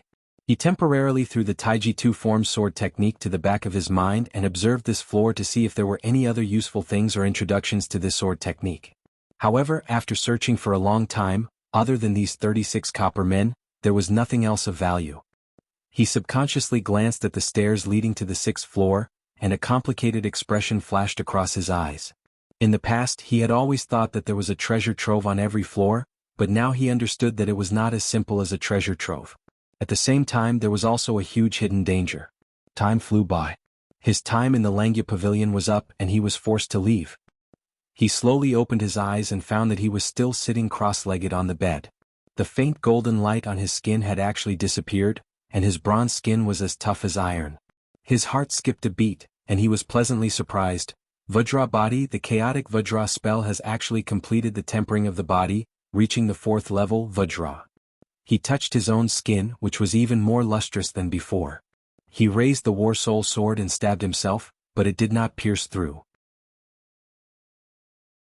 Even if the War Soul sword was not activated, it could still cut through hair and cut iron like mud, but it could not hurt his skin. This was the true invulnerability of the Vajra body. Of course, if he activated his innate chi, the power of the War Soul sword would increase greatly, and his Vajra body might not be able to block it. He wasn't bored enough to actually use his own body for such a dangerous experiment. He stood up and stretched his muscles. His bones crackled as if he had been reborn. Young man, your chaotic Vajra spell has actually broken through. Congratulations. The inner demons congratulated him. Chi-Yu coldly snorted and said, he is a celestial, cultivating the chaotic Vajra spell is already twice the result with half the effort, what is there to congratulate? The inner demons chuckled. You should congratulate him on his progress. Only you would be so petty.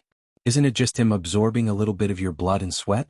Young man, why don't you continue to absorb a little more energy in one go and break through the Yuanning realm in one go? Inner demons, you're going too far. Chi-Yu was furious at such provocative words, afraid that Tang Zheng would really do it, and hurriedly advised, Tang Zheng, don't listen to his bewitchment. From the Aurous core to the Yuanning is a very important transition process. This is related to the speed of your cultivation in the future, as well as how far you can go in the future. If the condensed Yuanning is too weak, then you won't be able to do much in the future, and your cultivation will stop at the Yuanning realm. Tang Zheng was not a person who only listened to one side of the story. He remembered that when he was going from the fasting realm to the Aurous core realm, the Empyrean fairy had also said the same thing. The transition between realms was a very important period, and he definitely could not let his guard down. On this point, Chi was not lying. Of course, the other party definitely had his own selfish motives, and did not want Tang Zheng to absorb the energy of his heart's blood so recklessly. As for the inner demons, as expected, these two were not easy to deal with. The inner demons were digging a hole for him again. If he rashly broke through to the Yuanning stage, the condensed Yuanning would definitely not be good, and his future cultivation would naturally not be that high. In this way, the inner demons would have an opportunity to take control of his body. You're really good at scheming. Tang Zheng felt a chill run down his spine and said unhappily, Inner demons, I'll mute you for 3 days as punishment. What did I do? The inner demons pretended to be at a loss and asked, if you know very well what you did. Tang Zheng was too lazy to explain, and directly muted him. No matter how much the inner demons complained, they could not say a word. This is how you should deal with the inner demons. Chiyu also laughed gloatingly. These two were very happy to see the other party suffer. Tang Jing recalled the various strange aspects of the Taiji Yin-Yang sword technique, and asked, Chiyu, have you heard of the Taiji Yin-Yang sword technique? Chiyu thought for a moment and said, I don't know, there are thousands of techniques in the world, it is impossible for me to know all of them. Tang Zheng's expression darkened, and he did not give up and asked, Then do you know what kind of technique will be forgotten immediately after practicing? Forget? Chiyu was confused. The purpose of cultivating a cultivation technique is to remember it firmly. How could I forget? If you really forget, how can you use it in the future? Tang Zheng smiled bitterly. This was also his question. Seeing that Chiyu could not explain, he could only ask the 5-clawed golden dragon to see if the dragon race knew a thing or two. Tang Zheng, just now your consciousness was out of your body, what happened? Chiyu suddenly asked curiously. When Tang Zheng moved in his mind, Chiyu also noticed this clue, but thinking about it, it was not strange. After all, Chiyu and the inner demons were too strong. But even if Tang Zheng's consciousness was out of his body, they would not have been able to seize control of this body at that time. Nothing. Tang Zheng answered perfunctorily. It is the so-called dragon seal of the dragon race. You have entered the Langya Pavilion. In the past, Chiyu had hidden in Tang Zheng's body and already knew a lot of secrets. Tang Zheng's pupils shrank, his whole body became cold, and a faint murderous aura flashed. "What is your purpose?" Qiyu heard the displeasure and caution in Tang Zheng's tone and hurriedly explained, "Don't misunderstand, I don't have any purpose, just purely out of curiosity. Even in my time, dragons were an absolutely mysterious existence, so I have an innate curiosity about dragons.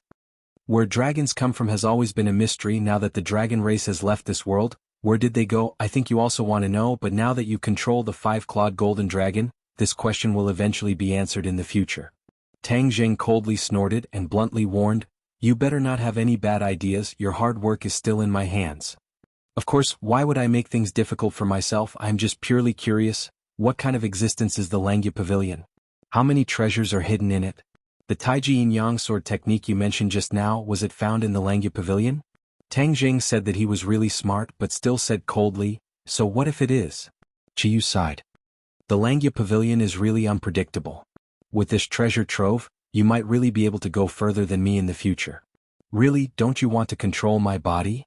"I definitely don't mean that," Qiyu quickly denied. Tang Zheng laughed jokingly, "Do you really think I will believe you?" After that, he ignored Qiyu and directly opened the door and walked out. It was already afternoon, the others had already rested. Lan Yu and Mu Hongyan were busy in the kitchen. The others were sitting together and chatting, or watching TV and playing with their phones, a scene of joy and harmony. When Nana saw Tang Zheng, she flew over, tiptoed, jumped up, and directly hooked her arms around Tang Zheng's neck. Her bell-like laughter was very pleasing to the ear. Nana hugged her and said, "Nana, we will go to primary school next semester." This was something that Mu Hongyan had mentioned to him before. After all, Nana had grown up, she still had to integrate into the life of her peers, and even more so, integrate into this society she could not just cultivate at home. Nana pouted and said, "The other children are so childish, I want to stay at home to accompany my brother and cultivate with my master." Childish? Tang Zheng was stunned for a moment hearing this word from the mouth of a child. He did not know whether to laugh or cry. "Where did you learn this word from?" Nana proudly raised her head and said, "Nana is so smart, of course it was self-taught." Tang Zheng tapped her pink forehead and said with a smile, "You don't even have a teacher, you really are a little mischievous. When you go to school in the future, you can't bully other students, especially not use magic to scare other students, understand? You have to be a good student." Nana has always been very good. Nan will listen to Big Brother's words and won't casually use magic. This is our family's secret. Nan pointed at everyone, clearly including everyone in this big family. Tang Zheng nodded with gratification. Although Nana was still young, she was smart and quick-witted. There were many things that she could understand. There was no need to be long-winded. Suddenly, Tang Zheng looked towards the door and felt that there was someone outside. As expected, there was a knock on the door. Fang Shishir walked over to open the door. When she opened it, she was surprised to see the person outside and exclaimed, "It's you?" "Hello, is Tang Zheng here?" a deep voice asked. Everyone turned their heads to look. When they saw who it was, their eyes widened in surprise. This was actually the chief who often appeared on the television news. There was probably no one in the country who was unfamiliar with him.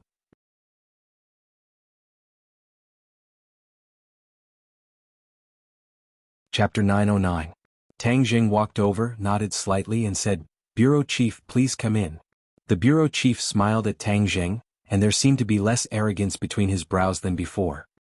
He looked up at the house and said, "Your house is really not bad." "Thank you." The bureau chief nodded at everyone again. "Hello everyone." Other than Empyrean Fairy and Li Xiaotian, everyone else stood up to respond. These two people knew each other but they didn't think much of each other. After all, Empyrean Fairy had even seen Qin Shi Huang. Other high officials were no different from ordinary people to him. Li Xiaotian had lost his memory and didn't recognize him at all. He even stared at him curiously. "Everyone sit down. Don't be so reserved. I'm just here to visit everyone," the bureau chief said in an amiable and dignified manner. Tang Zheng was calm and composed. He gestured to everyone and everyone sat down. After all, they were born and grew up here, so they subconsciously respected the bureau chief. Tang Zheng had seen it too many times, so he didn't feel anything. Seeing number one following behind the bureau chief, Tang Zheng knew that they weren't just here to take a look. They had a purpose, so he went straight to the point and said, "Let's go in and talk." The bureau chief nodded in understanding. The two entered the study. Number one stayed behind to guard the door, as if he didn't want anyone to come close. Everyone looked curiously at the tightly shut door and started to murmur curiously. Why is he looking for Tang Zheng? Maybe he's here to win over Tang Zheng? No, it must be related to what happened last night. It was such a big commotion. Then will Tang Zheng be in danger? Everyone's hearts tightened as they looked at each other. Yi Dingdang gritted her teeth and said fearlessly, if he really dares to do anything to Tang Zheng, I won't let it go. Me too. Fang Shishir hurriedly said as she shared a common enemy. Lu Qingmei said me too in her heart, but she didn't say anything. A bright light flashed in Wu's eyes. Although he did not say a word, his attitude was already very clear. Princess Anne didn't find it strange and said, it's not as dangerous as you say. In Europe, it's common for the king's royal family to win over the elites. Besides, Tang Zheng isn't just an elite. He wouldn't dare to easily deal with Tang Zheng. After all, Princess Anne was experienced and knowledgeable. The Empyrean fairy looked at her approvingly. Although Princess Anne's cultivation was the weakest among them, there was no doubt that she was more knowledgeable than the others. Tang Zheng has been letting her stay at home. Could it be that he's interested in her too? He's really flirtatious. The Empyrean fairy secretly shook her head. Men were indeed jackals of the same tribe. Since ancient times, no matter if they were emperors, generals, ministers, or commoners, they were all the same. Seeing that the others were skeptical of Anne's words, the Empyrean fairy said lightly, don't worry, she's right. The Empyrean fairy's prestige was naturally not comparable to the others. Hearing her say this, everyone's worried hearts were relieved. They asked in surprise, really? Of course. Everyone was grinning from ear to ear as they looked at the door, trying to guess what was going on inside. Tang Zheng poured a cup of water for the bureau chief and sat down facing him. He asked, Bureau Chief, why are you looking for me in such a hurry? He had already guessed it. It was probably the matter of the five-clawed golden dragon. He was just asking the obvious. Last night, thanks to your help, we were able to defeat the 100 Star Lord and kill that Yamada no Orochi. I'm here to thank you. The bureau chief said. These people are my enemies. Moreover, their arrival threatened the safety of commoners. Naturally, I can't shirk my responsibility. I'm very gratified that you can think this way. There's a saying that the greater the power, the greater the responsibility. For you to be able to bravely take on this heavy responsibility, I would like to sincerely thank you on behalf of the commoners in the capital. The bureau chief's face was solemn as he said sincerely. Bureau chief, you flatter me. Tang Zheng said modestly and took a sip of water. Since the other party didn't reveal his true intentions, he was happy to play dumb. The bureau chief pondered for a while and looked at Tang Zheng thoughtfully. Seeing that he didn't speak anymore, it seemed that he had to bring up this matter himself. Helpless, he could only say, Tang Zheng, about the dragon, do you have anything to tell me? Tang Zheng stared at him. Their eyes met, and he said without hesitation, there's nothing to say. The bureau chief raised his thick eyebrows, as if he didn't expect Tang Zheng to reject him so directly. This almost blocked his next question. But since he took the initiative to come here, it was impossible for him to leave after hearing this answer. Thus, after pondering for a while, he asked, the dragon really exists. That dragon's roar can't be faked. Moreover, the 100 Star Lord and Yamada no Orochi came for it. Your words don't seem to be convincing. Tang Zheng was still unmoved and said, did anyone see it? No. But that doesn't mean that it doesn't exist. All kinds of evidence have shown that the dragon exists. It's useless for you to deny it. The bureau chief's voice rose a few notches. He seemed to be a little agitated. Tang Zheng was still as calm as an ancient well. Without batting an eyelid, he said, since you already believe in its existence, isn't it superfluous to ask this question again? In this world, only Tang Zheng dared to say that the bureau chief's words were superfluous. The bureau chief wasn't angry. Even if he was, it would be useless. Moreover, he was more than that. Instead, he curled up the corners of his mouth and said, are you worried about something? The dragon is the totem of the Wuxia people. If we really find the dragon, it will be of great help to boost the spirit of our people. I have nothing to worry about. The dragon isn't something that you can control or even control. I think you've misunderstood. We have never meant to control the dragon. We don't even dare to think about it. The bureau chief denied. However, Tang Zheng didn't think so. The words of these superiors couldn't be completely trusted. Moreover, from number one's grand actions and his drive to dig 3 feet into the ground, it could be seen how much importance he attached to the dragon. Moreover, the dragon was a huge temptation. It evoked people's most primitive instincts. For the superiors, the most primitive instinct was to consolidate their position. To many people, the dream of lasting generations was a castle in the air. However, if there was a dragon, then it might really be possible to achieve it. Tang Zheng could imagine how great of a temptation this was. Since you don't mean to do that, then there's even less need to see the dragon. Moreover, if the dragon really appears in the eyes of the world, I'm sure you know better than I do how much panic it will cause. No, you're wrong about that. We are the descendants of the dragon. If the dragon really appears, then our faith will have a true sustenance. This is a good thing and won't cause panic. The bureau chief said solemnly. Regarding this, Tang Zheng was skeptical. The other party wanted to use all kinds of seemingly high-sounding reasons to convince Tang Zheng. Unfortunately, Tang Zheng didn't buy it. Seeing that Tang Zheng was stubborn, the bureau chief frowned even more. He gradually looked at Tang Zheng aggressively and said, "You want to monopolize the dragon?" Tang Zheng thought for a while and decided to admit it openly. Otherwise, the other party would definitely keep pestering him. "I already monopolized it." "What?" The bureau chief turned pale with fright and stood up with a whoosh. He looked down at Tang Zheng with a condescending gaze. At this moment, the aura that he tried so hard to hide was finally completely released. However, the aura of a superior was completely ineffective against Tang Zheng. Tang Zheng was still unfazed. He looked into the bureau chief's eyes and said, "You've heard it clearly. Monopolize the dragon? What do you want to do? The dragon is Wuxia's spiritual totem. Do you know what this means?" The bureau chief questioned. "I only know that if it's in my hands, it won't cause a disaster to this world." The bureau chief was skeptical. "We are the descendants of the dragon. Why would the appearance of the dragon bring a disaster to us?" "That's because it was imprisoned by humans back then. That's why it hates humans so much. Do you think it'll be grateful to humans or take revenge after it escapes?" This? The bureau chief was speechless for a moment, because this was beyond his knowledge. He didn't know that the dragon was imprisoned by humans. He subconsciously thought that the dragon was very close to humans. That was why he was so confident that he could control the dragon and use it for himself. Looking at his changing expression, Tang Zheng's head moved. He suddenly thought of a plan and asked coldly, "Are you related to the Great Lord?" "Yes." "What did you say?" The bureau chief's mind was completely immersed in the world of the dragon. He didn't expect Tang Zheng to throw this question out of the blue. His subconscious answer immediately exposed the truth. Although he immediately realized that something was wrong and quickly tried to remedy it, it was still too late. Tang Zheng's eyes flashed.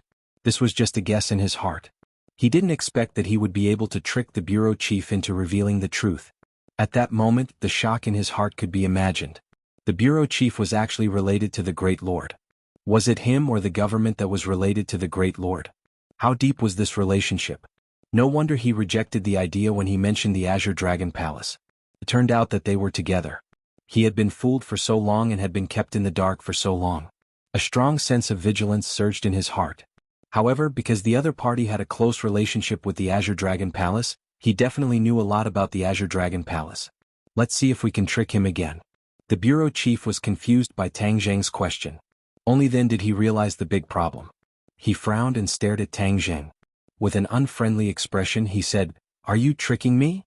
Tang Zheng said with a fake smile, "I just don't want to be kept in the dark." "Then, have you always been telling the truth? When I asked you about the dragon, you should remember how you answered me, right?"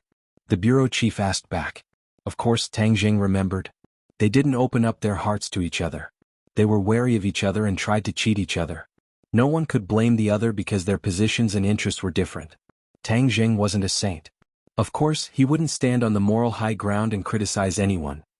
You're tuning in to the Han Li's Wuxia Chronicles YouTube channel.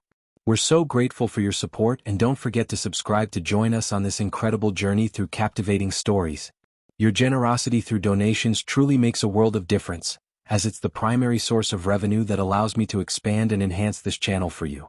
Thank you from the bottom of my heart for being a part of this adventure.